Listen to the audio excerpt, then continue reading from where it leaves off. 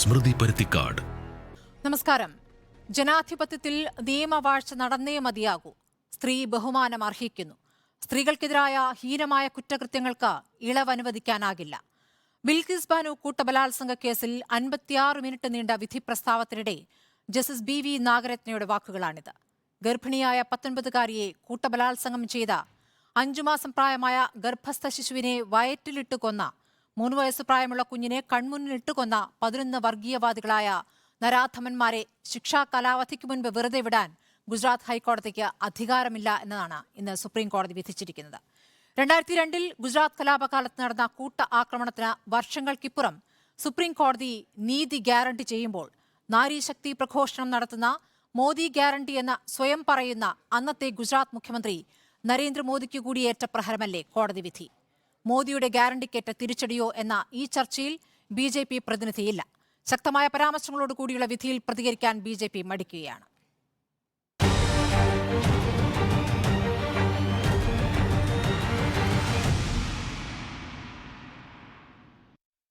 ചർച്ചയിൽ CPM പ്രതിനിധി CS Sujatha, അഭിഭാഷകൻ സുപ്രീംകോടതി അഭിഭാഷകനായ അഡ്വക്കേറ്റ് പ്രശാന്ത് പത്മനാഭൻ, മാധ്യമപ്രവർത്തകൻ ആനന്ദ് കൊച്ചുകുടി, അഭിഭാഷകൻ തന്നെയായ അഡ്വക്കേറ്റ് ഹാരിസ് ബീരാൻ, നിരീക്ഷകനായി MN കാരശ്ശേരി എന്നിവരാണ്. നേരത്തെ പറഞ്ഞതുപോലെ BJP പ്രതിനിധി ഈ വിഷയത്തിൽ ചർച്ചയ്ക്കില്ല. ശക്തമായ വിമർശനങ്ങൾ അന്നത്തെ ഗുജറാത്ത് സർക്കാരിനെതിരെ സുപ്രീം കോടതിയിൽ നിന്നുണ്ടായിട്ടുണ്ട്. പക്ഷേ ഈ വിഷയത്തിൽ പ്രതികരിക്കാൻ BJP തയ്യാറായിട്ടില്ല. പരസ്യ പ്രതികരണങ്ങളും ഉണ്ടായിട്ടില്ല. ആദ്യം ശ്രീമതി CS സുജാത, ബിൽക്കിസ് ബാനു അന്ന് 19 വയസ്സായിരുന്നു. ഇന്നിപ്പോൾ വർഷങ്ങൾക്കിപ്പുറം 2024 2002 സംഭവത്തിന് ശേഷം 2024 സുപ്രീം കോടതിയിൽ നിന്ന് നീതി ലഭിക്കുന്നത്. വൈകിയ നീതിയാണ്, പക്ഷേ വളരെ പ്രധാനപ്പെട്ട നിരീക്ഷണങ്ങളോടുകൂടിയുള്ള സുപ്രീം കോടതി വിധിയെ എങ്ങനെ കാണുന്നു സുജാത?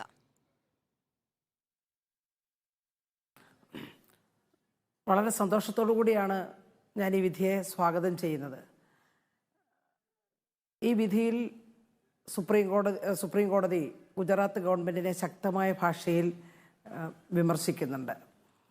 കാരണം നമുക്കത് ആ സംഭവം മറക്കാൻ കഴിയില്ല. 2002 ഗുജറാത്ത് കലാപത്തിൽ ദുരന്തമനുഭവിച്ച സ്ത്രീകളുടെയും കുഞ്ഞുങ്ങളുടെയും എല്ലാം നിലവിളി ഇപ്പോഴും നമുക്ക് കേൾക്കാൻ കഴിയുന്നുണ്ട്.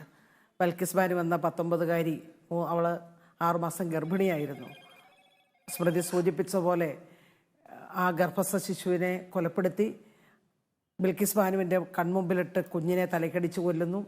അവളുടെ അമ്മയും സഹോദരിയെയും, അവളെ ബലാത്സംഗം ചെയ്തതിന് ശേഷം അവളുടെ അമ്മയും സഹോദരിമാരെയും അവളുടെ മുമ്പിലിട്ട് ബലാത്സംഗം ചെയ്യുന്നു. അവളുടെ കുടുംബത്തിൽപ്പെട്ട അടുത്ത ബന്ധുക്കളും അകന്നവരും ഒക്കെ ആയിട്ടുള്ള 10-18 ആളുകളെയും കൊലപ്പെടുത്തുന്നു. യഥാർത്ഥത്തിൽ ബിൽക്കിസ് ബാനു മരിച്ചു എന്ന് കരുതി ഇട്ടിട്ട് പോയതാണ്. പിന്നീടാണ് ഒരു ചെറിയ അനക്കം കണ്ട് ആ കുട്ടിയെ രക്ഷപ്പെടുത്തി അഭയാർത്ഥി ക്യാമ്പിൽ കൊണ്ടുവരുന്നത്. തുടർന്നുള്ള സംഭവങ്ങളെല്ലാം നമുക്കറിയാം. ദീർഘകാലത്തെ നിയമ പോരാട്ടത്തിൻ്റെ ഫലമായി നരാധമന്മാർക്ക് ശിക്ഷ ഉറപ്പു നൽകുന്നു. അവർ ജയിലിലാകുന്നു. അവരെയാണ് ഈ കഴിഞ്ഞ 2022 ഓഗസ്റ്റ് മാസം 15 നമ്മുടെ രാജ്യത്തിൻ്റെ സ്വാതന്ത്ര്യ ദിനത്തിലാണ് ഈ പ്രതികളെ ഗുജറാത്ത് ഗവൺമെൻറ് മോചിപ്പിക്കുന്നത്, കേന്ദ്ര ഗവൺമെൻറ്റിൻ്റെ സഹായത്തോടെ തന്നെ. അങ്ങനെ മോചിപ്പിച്ച് അവർക്ക് നൽകിയ സ്വീകരണം നമുക്ക് മറക്കാൻ കഴിയില്ല. അതായത് ഇത്ര പൈശാചികമായി ഒരു കുടുംബത്തിൽപ്പെട്ട 10-18 ആളുകളെ കൊലപ്പെടുത്തിയ, ക്രൂരമായി സ്ത്രീകളെ ബലാത്സംഗം ചെയ്ത, കുഞ്ഞുങ്ങളെ കൊലപ്പെടുത്തിയ ഈ ക്രൂരന്മാരായിട്ടുള്ള പ്രതികൾക്ക് സ്വീകരണമൊരുക്കുന്നു. അവരെ ലഡു കൊടുത്ത് അവരെ സ്വീകരിക്കുന്നു. എന്നിട്ട് ജയിലിന് പുറത്ത് മുക്കിന് അവർക്ക് സ്വീകരണം വെക്കുന്നു. അപ്പോൾ യഥാർത്ഥത്തിൽ നമ്മളൊക്കെ മാനസികമായി നമുക്കുണ്ടായ വിഷമം വളരെ വലുതാണ്. അപ്പോൾ ബിൽക്കിസ് ബാനുവിൻ്റെ മാനസികാവസ്ഥ എങ്ങനെയായിരുന്നു എന്ന് നമുക്ക് ഊഹിക്കാൻ കഴിയുന്നതാണ്. യഥാർത്ഥത്തിൽ ഈ സംഭവമുണ്ട്. ഇവരെ റിലീസ് ചെയ്ത ഘട്ടത്തിൽ തന്നെ ഞാൻ പ്രദാനം ചെയ്യുന്ന എൻ്റെ രാഷ്ട്രീയ പ്രസ്ഥാനമായിട്ടുള്ള CPIM അതുപോലെ തന്നെ അഖിലേന്ത്യാ ജനാധിപത്യ മഹിളാ അസോസിയേഷനും ഈ കാര്യത്തിൽ ശക്തമായ നിലപാട് സ്വീകരിക്കേണ്ടായി. ഞങ്ങൾ ഈ ബിൽക്കിസ് ബാനു സംഭവം ഉണ്ടായ ഘട്ടത്തിൽ തന്നെ, അതായത് 2002 തന്നെ ഞങ്ങളുടെ സംഘടന ഏറ്റവും നന്നായി ഇക്കാര്യത്തിൽ ഇടപെടുകയുണ്ടായി. സഖാവ് സുബ്രതാക്കാരാട്ട്, സുഭാഷിണി അലി, മറിയം അടക്കമുള്ള ഞങ്ങളുടെ നേതാക്കന്മാർ അവിടെ നിരന്തരമായി ബന്ധപ്പെടുകയും ഞങ്ങളുടെ എല്ലാ ലെവലിലുമുള്ള ഞങ്ങളുടെ സംഘടന പൂർണ്ണമായിട്ടുള്ള സപ്പോർട്ട് ബിൽക്കിസ് ബാനുവിന് കൊടുക്കുകയും അതെല്ലാവർക്കും അറിയാവുന്ന കാര്യമാണ്. തുടർന്ന് ഇങ്ങനെ ഈ പ്രതികളെ ജയിലിൽ നിന്ന് റിലീസ് ചെയ്ത ഘട്ടത്തിൽ തന്നെ ജനാധിപത്യ മഹിളാ association all India vice president കൂടിയായിട്ടുള്ള സഖാവ് സുഭാഷിണി അലി ബൽക്കിസ് ബാനുവിനോടൊപ്പം കേസിൽ കക്ഷി ചേരാൻ തീരുമാനിച്ചു. തുടർന്ന് ഞങ്ങൾ നിരന്തരമായി ഈ കേസിൽ ഇടപെട്ടു. എന്തായാലും ഇപ്പോൾ വൈകിയാണെങ്കിലും ബൽക്കിസ് ബാനുവിന് നീതി കിട്ടിയിരിക്കുന്നു. യഥാർത്ഥത്തിൽ ഈ കോടതി വിധി നമ്മൾ ശരിയായിട്ടൊന്ന് പരിശോധിച്ച് നോക്കിയാൽ ശ്രീ നരേന്ദ്രമോദിയുടെ മുഖത്തേറ്റ അടി തന്നെയാണിത്. അതുപോലെ തന്നെ ആഭ്യന്തരമന്ത്രിയുടെയും. കാരണം നരേന്ദ്രമോദി അദ്ദേഹം മുഖ്യമന്ത്രിയായിരുന്ന ഘട്ടത്തിലാണ് ഈ സംഭവം ഗുജറാത്തിൽ ഉണ്ടാകുന്നത്. തുടർന്ന് നമുക്കറിയാം നാരി ശക്തിയെക്കുറിച്ച് ഘോരഘോരം പ്രസംഗിക്കുന്നു. കേരളത്തിൽ വന്ന് മോഡി ഗ്യാരണ്ടി എന്ന് 16 പ്രാവശ്യമാണ് തൃശ്ശൂരിലെ സമ്മേളനത്തിൽ അദ്ദേഹം പരാമർശിച്ചത്. പക്ഷേ അദ്ദേഹം ഒരിക്കൽ പോലും ബൽക്കിസ് ബാനുവിൻ്റെ പേര് പരാമർശിക്കുന്നില്ല, അല്ലെങ്കിൽ ആ സംഭവത്തെ സംബന്ധിച്ച് പരാമർശിക്കുന്നില്ല, മണിപ്പൂരിനെ കുറിച്ച് പരാമർശിക്കുന്നില്ല. നമ്മൾ കാണുന്നുണ്ട്. അപ്പോൾ അവരുടെയൊക്കെ ഉള്ളിലിരിപ്പ് എന്താണെന്ന് നമുക്ക് മനസ്സിലാവുന്നുണ്ട്. എന്തായാലും നമ്മുടെ കോടതി വളരെ കൃത്യമായി തന്നെ ഇതിലൊരു നിരീക്ഷണം നടത്തിയിരിക്കുന്നു. ഗുജറാത്ത് ഗവൺമെൻറ് ഈ കാര്യത്തിൽ കാണിച്ചിട്ടുള്ള കുറ്റകരമായിട്ടുള്ള അനാസ്ഥ, കോടതിയടക്കം തെറ്റിദ്ധരിപ്പിച്ച കാര്യങ്ങൾ ഉൾപ്പെടെ ഈ വിധിന്യായത്തിൽ സൂചിപ്പിക്കുന്നുണ്ട്. എന്തായാലും വൈകിയെങ്കിലും ബൽക്കിസ് ബാനുവിന് നീതി കിട്ടുന്ന നിലയിലേക്ക് കാര്യങ്ങൾ എത്തുന്നതിൽ നമുക്കെല്ലാം തന്നെ അഭിമാനവും സന്തോഷവുമുണ്ട്. കാരണം അത് ചെറിയ കാര്യമല്ല. ദീർഘകാലത്തെ പോരാട്ടത്തിന്റെ ഫലമായിട്ടാണ് ഇത്രമാത്രം ഇങ്ങനെയൊരു വിധി വരുന്നത് എന്നത് ഏറെ ആശ്വാസകരമായിട്ടുള്ള കാര്യം തന്നെയാണ്. തീർച്ചയായും വർഷങ്ങൾ നീണ്ട ഈ പോരാട്ടത്തിൽ സുഭാഷിണി അലി, മഹുവ മൈത്ര തുടങ്ങിയ വനിതാ നേതാക്കളും ഒപ്പമുണ്ട്. മഹുവ മൈത്ര ഇപ്പോൾ വേട്ടയാടിക്കൊണ്ടിരിക്കപ്പെടുന്ന ഒരു വനിതാ നേതാവ് കൂടിയാണ്. അഡ്വക്കേറ്റ് ഹാരിസ് ബീരാൻ, സാധാരണ ഭരണഘടനാ ബെഞ്ചിന്റെ വിധികൾ വരുമ്പോഴാണ് ദീർഘമായ വിധികൾ ഉണ്ടാകാറുള്ളത്. പക്ഷേ 56 മിനിറ്റ് എടുത്ത് സുദീർഘമായ വിധി, അതിൽ തന്നെ പ്രധാനപ്പെട്ട നിരീക്ഷണങ്ങളുണ്ട്. കോടതിയെ തെറ്റിദ്ധരിപ്പിച്ചുകൊണ്ടാണ് പ്രതികളെ മോചിപ്പിച്ചത് എന്നുള്ള പ്രധാനപ്പെട്ട കാര്യം ഇന്ന് കോടതി പറയുകയാണ്. ഈ വിധിയിലെ ഏറ്റവും പ്രധാനപ്പെട്ട പരാമർശമായി സുപ്രീം കോടതി അഭിഭാഷകനായ താങ്കൾക്ക് എന്താണ് തോന്നിയത്? ഈ അടുത്ത് വന്നേക്കണേല് ഏറ്റവും ഒരു ധീരമായിട്ടുള്ള ഒരു വിധി തന്നെ നമുക്ക് ഇതിനു വേണ്ടി പറയേണ്ടി വരും. ഒരു കറേജിയസ് ആയിട്ടുള്ള ഒരു ജഡ്ജ്മെന്റ് ആണ് എന്ന് പറയേണ്ടി വരും. 2 കാരണങ്ങളോട് ഞാൻ അത് പറയുന്നത്. ഒന്ന്, സുപ്രീം കോടതിയിൽ 2019 രാധേശ്യാം എന്ന് പറയുന്ന ഒരു പ്രതി, അക്യൂസ് നമ്പർ 3 ആണ്.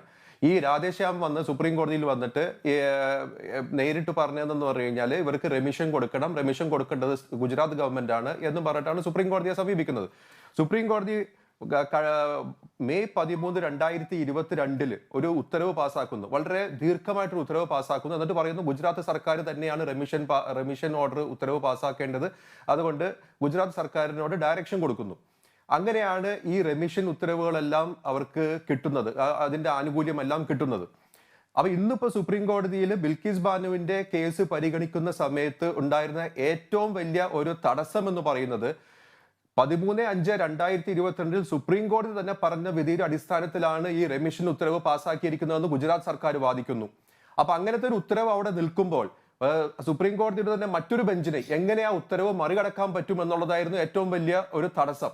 സാധാരണ രീതിയിൽ സുപ്രീം കോടതി പറയും എന്തായാലും ഈ കോടതി പാസ്സാക്കിയ ഉത്തരവിന്റെ അടിസ്ഥാനത്തിലാണ് റെമിഷൻ ഉത്തരവ് പാസ്സാക്കിയിരിക്കുന്നത്, അതുകൊണ്ട് തന്നെ ഞങ്ങൾ ഇതിനകത്ത് ഇടപെടാൻ ഞങ്ങൾക്ക് ബുദ്ധിമുട്ടുണ്ടെന്ന് പറയും. പക്ഷേ ഈ വിധിന്യായത്തിൽ ഈ 2 ജഡ്ജിമാർ പറഞ്ഞതെന്ന് പറഞ്ഞു കഴിഞ്ഞാൽ കഴിഞ്ഞ വർഷം, അതായത് 13/5/2022 സുപ്രീം കോടതി ഈ പാസ്സാക്കിയേക്കുന്ന ഉത്തരവിന്റെ ഒരു മൂലകാരണം എന്ന് പറയുന്നത് കോടതിയെ തെറ്റിദ്ധരിപ്പിച്ചുകൊണ്ടുള്ള പല കാരണങ്ങളും അതിനകത്ത് വന്നു എന്നുള്ളതാണ്. അതിനകത്ത് 2-3 കാര്യങ്ങൾ പറഞ്ഞു. ഒന്ന്, ഗുജറാത്ത് ഹൈക്കോടതിയിൽ ഈ രാധേശ്യാം എന്ന് പറയുന്ന പ്രതി റെമിഷന് വേണ്ടി പോയപ്പോൾ ഗുജറാത്ത് ഹൈക്കോടതി വളരെ വ്യക്തമായിട്ട് പറഞ്ഞു ഗുജറാത്ത് സർക്കാരല്ല മഹാരാഷ്ട്ര സർക്കാരാണ് റെമിഷനുള്ള അപ്രോപ്രിയേറ്റ് അതോറിറ്റി, നിങ്ങൾ മഹാരാഷ്ട്രയിൽ പോകാൻ പറഞ്ഞു. അതുപ്രകാരം ഇയാൾ മഹാരാഷ്ട്രയിൽ പോയി. മഹാരാഷ്ട്രയിൽ അദ്ദേഹം റെമിഷന് വേണ്ടിയിട്ടുള്ള അപേക്ഷ കൊടുത്തപ്പോൾ 4 അതോറിറ്റികൾ, അതായത് ഈ CBIയുടെ സ്പെഷ്യൽ ജഡ്ജി ഉൾപ്പെടെയുള്ള CBI സ്പെഷ്യൽ ജഡ്ജി, അതേപോലെ തന്നെ അവിടുത്തെ superintendent of police, district magistrate, ഇവരെല്ലാവരും ഇത് നെഗറ്റീവ് റിപ്പോർട്ട് കൊടുത്തു, അതായത് റെമിഷൻ കൊടുക്കാൻ പാടില്ല എന്ന് പറയുന്ന റിപ്പോർട്ട് കൊടുത്തു. ഇതറിഞ്ഞ ഈ രാധേശ്യാം എന്ന് പറയുന്ന ഈ പ്രതി ഇതൊന്നും വെളിപ്പെടുത്താതെ സുപ്രീം കോടതിയിൽ നേരിട്ടൊരു ഹർജി ഫയൽ ചെയ്തിട്ട് പറഞ്ഞു ഗുജറാത്ത് സർക്കാരിനോട് നിങ്ങൾ ഡയറക്ഷൻ പാസ്സാക്കാൻ ഒരു ഉത്തരവ് വിടൂ എന്നും. അപ്പോൾ ഇതൊന്നും അറിയില്ല സുപ്രീം കോടതി, ഇങ്ങനത്തെ കാര്യങ്ങൾ നടന്നൊന്നും സുപ്രീം കോടതിക്ക് അറിയില്ല.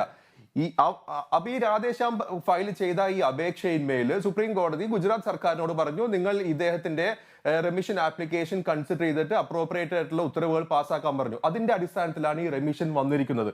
അപ്പോൾ ഈ സുപ്രീം കോടതിയെ തന്നെ മിസ്ലീഡ് ചെയ്ത് കൊണ്ടുവന്ന ആദ്യത്തെ ഉത്തരവ് ഇന്നിപ്പോ കോടതി ചെയ്തത് എന്താണ്? ആ ഉത്തരവ് തന്നെ അതൊരു നോൺ എസ്റ്റ് എന്ന് പറയും, അതായത് ആ ഉത്തരവ് അസാധുവാക്കി.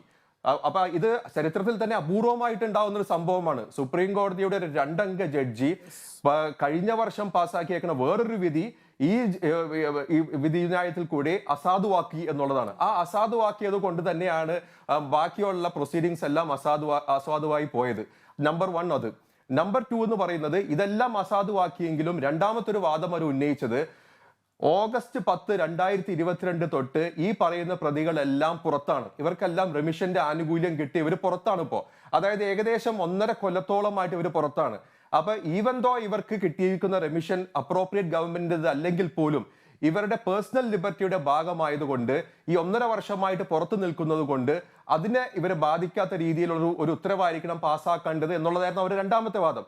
ഈ രണ്ടാമത്തെ വാദവും സുപ്രീം കോടതി നിരസിച്ചു. എന്നിട്ട് പറഞ്ഞു, സുപ്രീം കോടതി ഇപ്പൊ പറയുകയാണ് ഈ റെമിഷൻ ഉത്തരവ് നിയമവിരുദ്ധമായിട്ടുള്ള ഒരു ഉത്തരവാണ് എന്ന് ഞങ്ങൾ പ്രഖ്യാപിക്കുകയാണെങ്കിൽ അതിന്റെ ഒരു ഇഫക്റ്റ് എന്ന് പറഞ്ഞാൽ നിങ്ങൾക്ക് ബാക്കിയുള്ള കാലം കൂടി ജയിലിൽ കഴിയണം, അതുകൊണ്ട് നിങ്ങൾ ജയിലിൽ പോയി സറണ്ടർ ചെയ്യണം, നിങ്ങൾ രണ്ടാമതും ജയിലിൽ പോയി സറണ്ടർ ചെയ്യണം എന്നുള്ള ആ ഒരു ഉത്തരവിട്ടത്. ഈ രണ്ട് കാര്യങ്ങൾ ശരിക്കും പറഞ്ഞാൽ ഈ വിധിന്യായത്തില് ഒരു വേറിട്ടിരിക്കുന്ന ഒരു 2 കാര്യങ്ങളാണ്. ഈ അടുത്ത കാലത്തൊന്നും സുപ്രീം കോടതിയിൽ നിന്ന് വരാത്ത രീതിയിലുള്ള അത്ര ശക്തമായിട്ടുള്ള പരാമർശങ്ങളോട് കൂടിയിട്ടുള്ള 2 നിരീക്ഷണങ്ങളാണ് ഈ വിധിന്യായത്തെ ഞാൻ പറഞ്ഞ ഒരു വേർതിരിച്ച് നമുക്ക് കാണാൻ പറ്റുന്ന 2 ഘടകങ്ങൾ. ശരി, അഡ്വക്കേറ്റ് പ്രശാന്ത് പത്മനാഭൻ, ഇപ്പോൾ അഡ്വക്കേറ്റ് ഹാരിസ് ബീരാൻ പറഞ്ഞതിനോട് പൂർണ്ണമായും യോജിക്കുന്നുണ്ടോ? അതിനോട് എന്താണ് താങ്കൾക്ക് കൂട്ടിച്ചേർക്കാനുള്ളത്? ഈ 11 പ്രതികളെ സംബന്ധിച്ച് ഇനി 2 ആഴ്ചക്കകം ജയിലിലേക്ക് പോകുക എന്നതിലപ്പുറം നിയമപരമായി എന്തെങ്കിലും സാധ്യത നിലനിൽക്കുന്നുണ്ടോ? എൻ്റെ പ്രിയ സുഹൃത്ത് ഹാരിസ് ബീരാൻ പറഞ്ഞതിനോട് ഞാൻ 100% യോജിക്കുന്നു. ഈ കേസിന്റെ വ്യക്തമായിട്ടുള്ള ആ ബാക്ക്ഗ്രൗണ്ട് ഇപ്പോൾ ഇവിടെ എക്സ്പ്ലെയിൻ ചെയ്ത് കഴിഞ്ഞ സ്ഥിതിക്ക് അത് വീണ്ടും പറയേണ്ട ആവശ്യമില്ല. ഇതിനകത്ത് എനിക്ക് കൂട്ടിച്ചേർക്കാനുള്ളത്, നേരത്തെ ഹാരിസ് പറഞ്ഞതുപോലെ ഈ കേസിൽ സുപ്രീം കോടതി കണ്ടെത്തുകയാണ് ഒരു കോർഡിനേറ്റ് ബെഞ്ചിന്റെ, അതായത് ഇപ്പോൾ വിധി പറഞ്ഞിരിക്കുന്ന ബെഞ്ചിൽ 2 അംഗ ബെഞ്ചാണ്, 2 ജഡ്ജസ് ആണ് ഉള്ളത്. നേരത്തെ ഉള്ള ഒരു 2 അംഗ ബെഞ്ച് തന്നെയാണ് പറഞ്ഞത് ഗുജറാത്ത് ഗവൺമെന്റ് ആണ് ഈ തീരുമാനം എടുക്കേണ്ടതെന്ന് പറഞ്ഞത്. പക്ഷെ അത് കോടതിയെ തെറ്റിദ്ധരിപ്പിച്ചുകൊണ്ടാണ് ഓർഡർ നേടിയെടുത്തത്.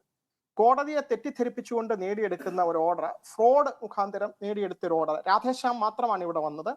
ആ കേസിൽ സുപ്രീം കോടതിയുടെ മുന്നിൽ മഹാരാഷ്ട്ര ഗവൺമെന്റിന് ഇദ്ദേഹം റെമിഷന് വേണ്ടി അപ്ലൈ ചെയ്തിരുന്നുവെന്നും മഹാരാഷ്ട്രയിലെ ട്രയൽ ജഡ്ജി റിലീസ് ചെയ്യരുതെന്ന് പറഞ്ഞ് വ്യക്തമായിട്ട് എഴുതി എന്നുള്ള കാര്യങ്ങളൊന്നും പറയാതെ, അതൊന്നും കാണിക്കാതെ കോടതിയെ തെറ്റിദ്ധരിപ്പിച്ചുകൊണ്ട് നേടിയെടുത്ത ഓർഡർ ആയതുകൊണ്ട് ആ ഓർഡർ ഒരു നള്ളിറ്റിയാണ്. ആ ഓർഡറിന് നിയമത്തിന്റെ മുന്നിൽ യാതൊരു സാധുതയുമില്ല. അതുകൊണ്ട് നാച്ചുറലായിട്ട് ആ ഓർഡർ വന്നതിന് ശേഷമുള്ള എല്ലാ നടപടികളും അസാധുവാണെന്നാണ് സുപ്രീം കോടതി കണ്ടെത്തിയിരിക്കുന്നത്. അത് തീർച്ചയായിട്ടും വളരെ ധീരമായിട്ടുള്ള ഒരു നടപടിയാണ്. എല്ലാവർക്കും നമുക്ക് അഭിമാനം തോന്നുന്നതാണ്. കാരണം ഇത് ഈ നീതിന്യായ വ്യവസ്ഥ എന്ന് പറയുന്നത് കുറച്ച് അഭിഭാഷകരുടെയോ ജഡ്ജസിന്റെയോ മാത്രം കുത്തകയല്ല, രാജ്യത്തുള്ള എല്ലാവരെയും അഫക്റ്റ് ചെയ്യുന്നതാണ്. ഇവിടെ കാരശ്ശേരി മാഷിനെ പോലുള്ളവരൊക്കെ ഓരോ നിമിഷവും കോടതിയുടെ വിധികളൊക്കെ പരിശോധിച്ച് അപഗ്രഥിച്ച് പറയുന്നത് ഞങ്ങൾ കേൾക്കാറുണ്ട്. അദ്ദേഹം അതുപോലുള്ള ആളുകൾ, പബ്ലിക് സ്പിരിറ്റഡ് ആയിട്ടുള്ള ആളുകൾ, മാധ്യമങ്ങൾ ചർച്ചയിൽ വരുമ്പോൾ ഓരോ നിമിഷവും കോടതിയിൽ നിന്ന് വരുന്ന വിധികൾ നമുക്ക് ജനങ്ങൾക്ക് ഒരു ആത്മവിശ്വാസം പകരുന്നതാണോ? പലപ്പോഴായിട്ട് നമ്മൾ കാണുന്നത് പല സന്ദർഭങ്ങളിലും നേരത്തെ ഇന്ത്യൻ സുപ്രീം കോടതി വിധികളൊക്കെ ലോകം മുഴുവൻ ശ്ലാഘിക്കപ്പെട്ട പല വിധികൾ വന്നിട്ടുണ്ട്. ഞാൻ ഈ ഒരു കേസിൽ കേരളത്തിൽ നിന്ന് ആരെങ്കിലും വേണമെന്ന് പറഞ്ഞ് അന്വേഷിയുടെ അജിത കക്ഷി ചേർന്നിരുന്നു സുഭാഷിണി അലിയുടെ കേസിൽ. അത് മെൻഷൻ ചെയ്തിട്ടുണ്ട്. ഈ പബ്ലിക് ഇൻട്രസ്റ്റ് ലിറ്റിഗേഷൻ വന്നപ്പോൾ ഒരു വാദം ഈ അക്യൂസ്ഡ് ഉന്നയിച്ചത്, പ്രതികൾ ഉന്നയിച്ച ഒരു വാദം, ഇതിനകത്ത് ക്രിമിനൽ കേസുകളിൽ ഈ സ്റ്റേറ്റും പ്രതികളും തമ്മിലുള്ള കേസാണ്, അതിനകത്ത് പബ്ലിക് ഇൻട്രസ്റ്റ് ലിറ്റിഗേഷൻ നിൽക്കുകയില്ല എന്ന് പറഞ്ഞൊരു വാദം ഉന്നയിച്ചു. അപ്പോൾ ബിൽക്കിസ് ബാനു നേരിട്ട് വന്ന് ഇതിനകത്ത് വാദിച്ചത് കൊണ്ട് സുപ്രീം കോടതി പറഞ്ഞു ഇപ്പോൾ ബിൽക്കിസ് തന്നെ ഇതിൽ കക്ഷിയായിരിക്കുന്നു, അപ്പോൾ മറ്റേ ചോദ്യം ഒരു അക്കാഡമിക് ആണ്, അതിന്റെ പുറത്ത് ഇപ്പോൾ തീരുമാനം എടുക്കുന്നില്ല എന്ന് പറഞ്ഞു. ബിൽക്കിസിന് വേണ്ടി ഹാജരായത് ശോഭാ ഗുപ്ത എന്ന് പറയുന്ന വക്കീലാണ്. ഇതിലെ ഞങ്ങൾ പ്രൊഡ്യൂസ് ചെയ്ത ഒരു ജഡ്ജ്മെന്റ് ഉണ്ട്. ബംഗ്ലാദേശ് സുപ്രീം കോടതി പോലും അവിടെ ഇതുപോലുള്ള gang rape, murder, mass murder എങ്ങനെയുള്ള കേസുകളൊക്കെ വരുമ്പം ഇന്ത്യൻ സുപ്രീം കോടതി വിധികളെ ഉദ്ധരിക്കാറുണ്ട്. ഇന്ത്യൻ സുപ്രീം കോടതി പബ്ലിക് ഇൻട്രസ്റ്റ് ലിറ്റിഗേഷനകത്ത് ഇങ്ങനെ ചെയ്തിട്ടുണ്ട്. ഡൗൺ റോഡൻ ആയിട്ടുള്ളവര്, ആരും ആശ്രയമില്ലാത്തവര്, കോടതിയെ സമീപിക്കാൻ കഴിയാത്തവർക്കൊക്കെ വേണ്ടി എങ്ങനെയാണ് ഇന്ത്യൻ സുപ്രീം കോടതി നിലകൊള്ളുന്നതെന്ന് justice Krishna Iyer, justice P N Bhagwati, justice ഖാലിദിനെയൊക്കെ ഉദ്ധരിച്ചുകൊണ്ട് ബംഗ്ലാദേശ് സുപ്രീം കോടതിയുടെ വിധികളുണ്ട്. ഇന്ത്യൻ സുപ്രീം കോടതി അത്രയധികം ബഹുമാനത്തോടു കൂടിയാണ് അവർ കണ്ടിരുന്നത്. ഇപ്പോൾ ഇന്നത്തെ ഈ വിധി തീർച്ചയായിട്ടും ലോകം മുഴുവൻ നോക്കിക്കാണും. ഇവിടെ ആരും ചോദിക്കാനില്ലാത്ത കുറച്ചു പേര് ഒരു കമ്മ്യൂണൽ റൈറ്റ് നടന്ന സമയത്ത്, പ്രത്യേകിച്ച് ഒരു മതത്തിന്റെ പേരിലുള്ള സ്പർദ്ധ, യാതൊരു കുറ്റവും ചെയ്യാത്ത, മുൻ വൈരാഗ്യമില്ലാത്ത കുറച്ചു പേരോട് അവരുടെ കുടുംബാംഗങ്ങളെ മുഴുവൻ അവരുടെ മുന്നിലിട്ട് കൊല്ലുന്നു, അതില് ഗാങ് റേപ്പ് നടത്തുന്നു. ഇവര് തന്നെ ഒരു വിക്ടിമാണ് ബിൽക്കിസ് ബാനു. അവരുടെ പ്രായമായ മദർ, 45 വയസ്സുള്ള മദറിനെ ഗാങ് റേപ്പ് ചെയ്തു, അവർ മരിച്ചു. അവരുടെ ഒരു കസിൻ സിസ്റ്റർ മരിച്ചു. 7-8 മൈനർ ആയിട്ടുള്ള ആളുകളാണ് ആകെ മരിച്ചതിൽ. അവര് ബോധം തെളിയുമ്പോൾ കാണുന്നത് ശവശരീരങ്ങളുടെ ഇടയ്ക്കാണ് ഇവർ മരിച്ചെന്ന് വിചാരിച്ച് ഉപേക്ഷിച്ചിട്ട് പോയതാണ്. എന്നിട്ട് കേസ് കൊണ്ട് കൊടുക്കുമ്പോൾ പോലീസുകാര് ശരിയായ വസ്തുതകൾ എഴുതാതെ തെറ്റായിട്ടുള്ള വസ്തുതകൾ, കോടതിയിൽ കേസ് വന്നാൽ തള്ളിപ്പോകുന്ന രീതിയിലാണ് എഴുതിയത്. പക്ഷെ എന്നിട്ട് നാഷണൽ ഹ്യൂമൻ റൈറ്റ് കമ്മീഷൻ, അന്നത്തെ മനുഷ്യാവകാശ കമ്മീഷൻ ഇടപെട്ട് സുപ്രീം കോടതി CBI എൻക്വയറി നടത്തി. CBI എൻക്വയറി വേണമെന്ന് ഉത്തരവിട്ടതിന് ശേഷം കേസ് ഗുജറാത്തിൽ നടന്നാൽ ശരിയായ നീതി കിട്ടുകയില്ല എന്ന് കണ്ടെത്തിയിട്ട് ബോംബെയിലെ ഒരു സ്പെഷ്യൽ CBI കോടതിയിലാണ് ഏൽപ്പിച്ചു കൊടുത്തത്. അപ്പോൾ ഇനി അതിന് റെമിഷൻ വേണമെങ്കിൽ മഹാരാഷ്ട്ര ഗവൺമെന്റ് ആണ് യഥാർത്ഥത്തിൽ തീരുമാനമെടുക്കേണ്ടത്. നേരത്തെ സുപ്രീം കോടതി വിധിയുണ്ട്. ആ ശ്രീഹരൻ എന്ന് പറയുന്ന ഒരു കേസിൽ ഭരണഘടനാ ബെഞ്ചിന്റെ വിധിയുണ്ട്. ആ വിധിയെ ഇഗ്നോർ ചെയ്തുകൊണ്ടാണ് നേരത്തെയുള്ള സുപ്രീം കോടതി വിധി വന്നിരിക്കുന്നത്. ഈ കാര്യങ്ങളെല്ലാം ടെക്നിക്കൽ ആയിട്ടുള്ളതാണ്. ഇതിനകത്ത് വളരെ വിശാലമായിട്ട് വേറെ 1-2 കാര്യങ്ങൾ കൂടി നമ്മൾ മനസ്സിലാക്കേണ്ടത്. ഈ കേസിൽ ജീവപര്യന്തം കൊടുത്തത് തൂക്കുകയർ കൊടുക്കുന്നതിന് പകരമായിട്ടാണ്. അതായത് വധശിക്ഷ അപൂർവങ്ങളിൽ അപൂർവമായ കേസുകളിൽ കൊടുക്കാം എന്നുള്ളപ്പോഴും അത് കൊടുക്കാതെ എന്തെങ്കിലും റിഫർമേഷൻ ചാൻസ് ഉണ്ടെങ്കിൽ തൂക്കുകയറിന് പകരമായിട്ട് വധശിക്ഷ കൊടുക്കുമ്പോൾ ആ വധശിക്ഷയുടെ അർത്ഥം 14 വർഷമല്ല. ആ വധശിക്ഷ എന്ന് പറയുന്ന റിമൈൻഡർ ഓഫ് ദി ലൈഫ് ആണ്. അതായത് ജീവിതകാലം മുഴുവൻ ജയിലിൽ കിടക്കുക എന്നുള്ളതാണ്. വളരെ നിസ്സാരമായിട്ട് 14 വർഷം കഴിയുമ്പോൾ ബാക്കി ഒരു കേസിൽ ഇറക്കി വിടുന്ന പോലെ ഇറക്കി വിടേണ്ട ഒരു കേസല്ല. അപ്പോൾ അത് നോക്കാതെയാണ്. അതുപോലെ ജയസ്വർമ്മ, പഴയ ചീഫ് ജസ്റ്റിസ് ആയിരുന്ന ജയസ്വർമ്മയുടെ അധ്യക്ഷതയിൽ ഒരു കമ്മിറ്റിയെ നിയോഗിച്ചിരുന്നു നിർഭയ കേസ് നടന്നതിന് ശേഷം ഡൽഹിയിൽ. ആ കമ്മിറ്റിയുടെ റിപ്പോർട്ടിലും പറയുന്നത് റേപ്പ് എന്ന് പറയുന്നത് ഒരു എക്സ്പ്രഷൻ ഓഫ് പാഷൻ മാത്രമല്ല, ചിലപ്പോൾ അത് ഒരു ടൂളായിട്ട്, അതായത് ഒരു അധീശത്വം സ്ഥാപിക്കാനായിട്ട്, ഒരു ഇത് കാണിക്കാനൊക്കെ വേണ്ടിയിട്ട് ഒരു പൊളിറ്റിക്കൽ ടൂളൊക്കെ പോലെ ഉപയോഗിക്കാറുണ്ട്. അതുകൊണ്ട് ആ റേപ്പിനെ ആ രീതിയിൽ വേണം നോക്കിക്കാണാൻ. ഇങ്ങനെയുള്ള കേസുകളിൽ ഞങ്ങൾ റെക്കമെൻഡ് ചെയ്യുന്നത് വധശിക്ഷയല്ല, പക്ഷേ ലൈഫ് ഇംപ്രിസൺമെന്റ് എന്ന് പറഞ്ഞാൽ അത് ജീവിതകാലം മുഴുവനുള്ള ശിക്ഷ ആയിരിക്കണം എന്ന് പറയുന്നുണ്ട്. പിന്നെ മഹാരാഷ്ട്ര ഗവൺമെന്റിന്റെ റെമിഷൻ പോളിസി വളരെ സ്ട്രോങ് ആണ്. അതിൽ ഇങ്ങനെയുള്ള കുറെ കാറ്റഗറീസ് ഉണ്ട്. വളരെ ഹീനമായിട്ടുള്ള കൃത്യങ്ങൾ, നേരത്തെ അതൊക്കെ പറഞ്ഞിരുന്നു. അതുപോലുള്ള കൃത്യങ്ങളിലൊന്നും എളുപ്പത്തിൽ റിലീസ് ചെയ്യാനുള്ള പ്രൊവിഷൻ ഇല്ല. അതുകൊണ്ടാണ് ആ ഗവൺമെന്റിനെ കക്ഷി ചേർക്കാതെ ഇയാൾ കോടതിയെ തെറ്റിദ്ധരിപ്പിച്ച് ഓർഡർ നേടിയെടുത്തത്. അതുകൊണ്ട് ഇന്നത്തെ ഉത്തരവ് തീർച്ചയായിട്ടും സാധാരണക്കാരായിട്ടുള്ള ജനങ്ങൾക്ക് കോടതിയിൽ വീണ്ടും വിശ്വാസം ഊട്ടിയുറപ്പിക്കുന്ന ഒരു വിധിയാണെന്ന് ഞാൻ പ്രതീക്ഷിക്കുന്നു. അഭിഭാഷകൻ എന്ന നിലയിൽ അഭിമാനമുണ്ട്. അതുപോലെ തന്നെ നമുക്ക് വീണ്ടും നീതിന്യായ വ്യവസ്ഥയിലൂടെ വൈകിട്ടാണെങ്കിലും എല്ലാവർക്കും നീതി കിട്ടും എന്നൊരു പ്രതീക്ഷയുണ്ട്. ബിൽക്കിസ് വളരെ സന്തോഷത്തോടു കൂടിയാണ് ഈ വിധി സ്വാഗതം ചെയ്തത്. അവര് ഇപ്പോഴും ഒരു ഡിപ്രഷൻ സ്റ്റേജിലാണ്. കോടതി ഓർഡർ ഇട്ടിട്ട് പോലും ഒരു ജോലിക്ക് ജോയിൻ ചെയ്യാനൊന്നുള്ള അവസ്ഥയിലല്ല. സാധാരണക്കാരല്ല, പരിചയമില്ലാത്ത ആളുകളെ കാണുമ്പോൾ പേടിക്കുന്ന ഒരു അവസ്ഥയിലാണ്. അതെല്ലാം കണക്കിലെടുത്തിട്ടാണ് അവരെ ഇതുപോലെ ഉപദ്രവിച്ച ആളുകളെ അവരുടെ മധ്യത്തിലേക്ക് തന്നെ, ആ ജനങ്ങളുടെ ഇടയിലേക്ക് തന്നെ തുറന്നു വിട്ടു കഴിഞ്ഞാൽ എന്തായിരിക്കും അതിനുണ്ടാകുന്ന ഇമ്പാക്റ്റ് എന്നൊക്കെ കണക്കിലെടുത്തിട്ടാണ് സുപ്രീം കോടതി ഇന്നത്തെ ഉത്തരവിട്ടിരിക്കുന്നത്. ഇത് ഭാവിയിലേക്ക് ഇങ്ങനെയുള്ള കേസുകളിൽ ഒരു പാഠമാകുമെന്നും ഒരു ദിശാബോധം നൽകുമെന്നും പ്രതീക്ഷിക്കുന്നു.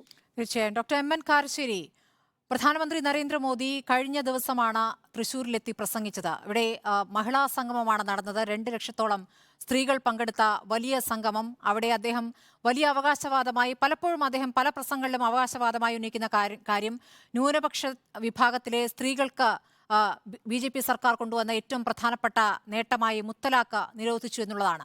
അപ്പോൾ അത് ആവർത്തിച്ച് അവിടെയും അദ്ദേഹം പ്രസംഗിക്കുകയുണ്ടായി.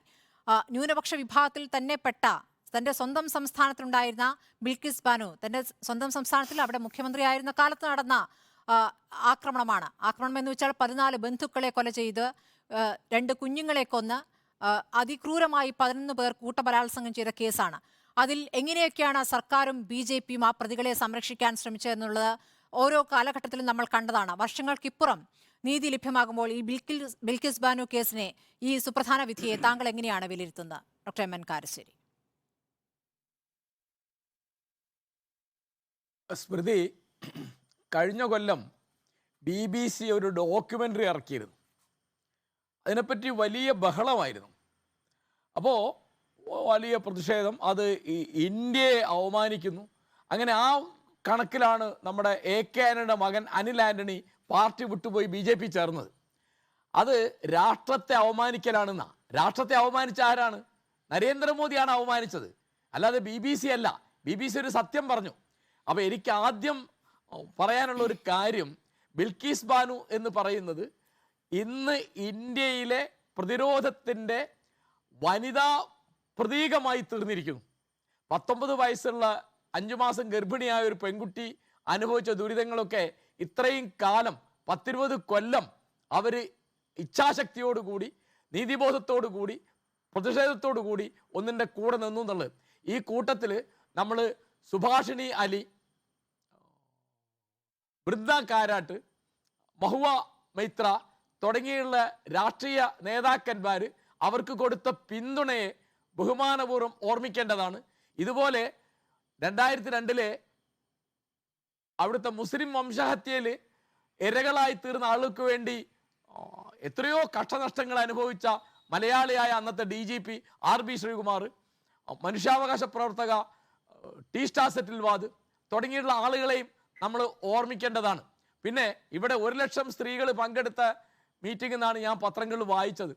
അപ്പോൾ അന്നുള്ള ഒരു കാര്യം, അന്തരീക്ഷത്തിൽ അപ്പോഴും സാക്ഷി മാലിക് തുടങ്ങിയുള്ള വനിതാ ഗുസ്തി താരങ്ങളുടെ ബ്രിജ്ഭൂഷണെതിരായിട്ടുള്ള പരാതിക്ക് ഒരു പരിഹാരം ഉണ്ടായിട്ടില്ല. അദ്ദേഹം ഇപ്പോഴും MP ആയിട്ട് തുടരുന്നു, BJPയുടെ നേതാവായിട്ട് തുടരുന്നു. അവർക്കൊരു നീതിയും കിട്ടിയിട്ടില്ല. ആ സമയത്താണ് ഇത് പറയുന്നത്. അപ്പോൾ അവർക്ക് കിട്ടിയ വലിയ വലിയ പുരസ്കാരങ്ങളൊക്കെ നിരത്തിൽ വലിച്ചെറിയാണ്. ആലോചിച്ചൊക്കെ എന്തൊരു സങ്കടമാണ്. അപ്പോൾ ലോകപ്രസിദ്ധരായ താരങ്ങൾക്കുള്ള സ്ഥിതി ഇതാണെങ്കിൽ, ഇത്രയും സമ്പത്തും പ്രസിദ്ധിയും പിന്തുണയുമുള്ള ആളുകൾക്ക് ഇത്തരം അനാഥത്വമാണെങ്കിൽ BJPക്ക് രാഷ്ട്രീയമായ മൈലേജ് ഉണ്ടാവുന്ന എന്തും ചെയ്യാം.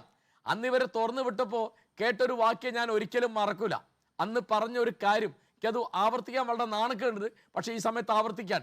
അവരിൽ ചിലർ ബ്രാഹ്മണന്മാരാണ്, അവർക്ക് ഉന്നതമായ സംസ്കാരമുണ്ട് എന്ന് പറഞ്ഞാൽ മനുസ്മൃതിയിലാണ് ബ്രാഹ്മണനും ചണ്ടാലനും ഒരേ കുറ്റം ചെയ്താൽ 2 തരം ശിക്ഷ എന്ന് പറയുന്നത്. അപ്പൊ ഈ ഇറക്കിവിടപ്പെട്ട അല്ലെ റിലീസ് ചെയ്യപ്പെട്ട പുറത്തുവിട്ട 11 പേരിൽ ചിലരൊക്കെ ബ്രാഹ്മണരാണെന്നല്ല, ബ്രാഹ്മണരായതുകൊണ്ട് അവർ ബ്രാഹ്മണ കുലത്തിൽ പറഞ്ഞതുകൊണ്ട് അവർക്ക് ഉന്നത സംസ്കാരമുണ്ട്. അതുകൊണ്ട് അവരെങ്ങനെ ജീവിതകാലം മുഴുവൻ തടവറയിൽ വെക്കാൻ വയ്യ എന്നാണ് പറയുന്നത്. സ്വാതന്ത്ര്യം കിട്ടി 75 കൊല്ലം കഴിഞ്ഞിട്ടാണ്. അതെ, അപ്പോ ഞാൻ പറയുന്നത് ഇങ്ങനെ നമ്മൾ എങ്ങോട്ടാ പോകുന്നത്? നമ്മൾ മനുസ്മൃതിയിലേക്ക് മടങ്ങിപ്പോവാണോ എന്ന ബേജാറ് അന്തരീക്ഷം നിൽക്കുമ്പോഴാണ് ഇത്തരം ഒരു വിധി വരുന്നത്. അതിപ്പോൾ നമ്മുടെ പ്രശാന്ത് പത്മഭൂഷണും പത്മനാഭനും ഹാരിസ് ബിരാനും ഒക്കെ പറഞ്ഞ മാതിരി വളരെ ധീരമായ ഒന്നാണിത്. ജനാധിപത്യത്തിലും നീതിപീഠത്തിലും നിയമവാഴ്ചയിലും നമുക്കുള്ള വിശ്വാസം വർദ്ധിപ്പിക്കുന്ന ഒന്നാണ്. ഇവിടുത്തെ സ്ത്രീകളുടെ കാര്യം ഇന്ത്യയിൽ വളരെ കഷ്ടമാണ്. എൻ്റെ ഓർമ്മ ശരിയാണെങ്കിൽ ഒരു ദിവസം ശരാശരി 89 സ്ത്രീകൾ ബലാത്സംഗം ചെയ്യപ്പെടുന്ന ഒരു രാജ്യത്തിൻ്റെ പേരാണ് ഇന്ത്യ. അപ്പോൾ ഇവിടെയാണ് ഓരോ മോദി ഗ്യാരണ്ടി എന്നൊക്കെ പറയുന്നത്. എപ്പോഴും നമ്മൾ ആക്രമിക്കപ്പെട്ട സ്ത്രീ, ഇരയാക്കപ്പെട്ട സ്ത്രീ വീണ്ടും കുറ്റവാളിയാവുക, വീണ്ടും കുറ്റപ്പെടുത്തലിന് വിധേയമാവുക, ആക്രമിക്കപ്പെടുക. അപ്പോൾ വണ്ടിപ്പെരിയാർ കേസിലെ 6 വയസ്സുള്ള പെൺകുട്ടിയുടെ അച്ഛൻ ആ പ്രതിയുടെ ബന്ധുവിൻ്റെ കുത്തേറ്റ ആശുപത്രിയിലാണ്. ആലോചിച്ച്. അപ്പോൾ ആ കുട്ടിക്ക് നീതി കിട്ടിയിട്ടില്ല. അപ്പോൾ പൊതുവെ നമ്മുടെ സ്ഥിതി എന്ന് പറയുന്നത്, ഇന്ത്യയിലെ സ്ഥിതി എന്ന് പറയുന്നത്, ആക്രമിക്കപ്പെടുന്ന സ്ത്രീകൾക്ക് യാതൊരു തരത്തിലും നീതി ഉറപ്പാക്കാൻ വയ്യാത്ത സ്ഥിതിയിലാണ്. ബിൽക്കീസ് ബാനുവിൻ്റെ കേസിൽ 20 കൊല്ലം കഴിഞ്ഞിട്ടാണെങ്കിലും ഈ തരത്തിലൊന്ന് വരുന്നത് അത് വളരെ വലിയ ആശ്വാസമാണ്. ആ പുനഃപരിശോധന ഹർജി കൊടുത്ത, അതിന് പിന്തുണ കൊടുത്ത സുഭാഷിണി അലി, വൃന്ദ കാരാട്ട്, മഹുവ മൈത്ര തുടങ്ങിയുള്ള രാഷ്ട്രീയ നേതാക്കന്മാരെ ഞാൻ അഭിവാദ്യം ചെയ്യുന്നു.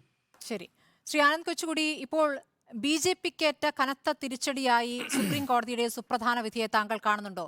അങ്ങനെയല്ല അതിനെ കാണേണ്ടത്. കാരണം ഈ ഗുജറാത്ത് കലാപത്തിലെ ഏറ്റവും കോളിളക്കമുണ്ടാക്കിയ കേസാണ് ബിൽക്കിസ് ബാനു കേസ്. ഈ പ്രതികളെ ജയിൽ മോചിതരാക്കിയത് BJP ആണ്.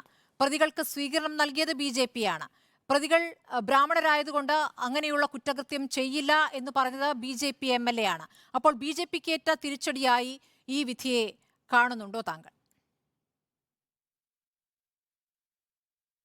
തീർച്ചയായും ഈ വിധി BJPക്ക് ഏറ്റ തിരിച്ചടിയാണ്.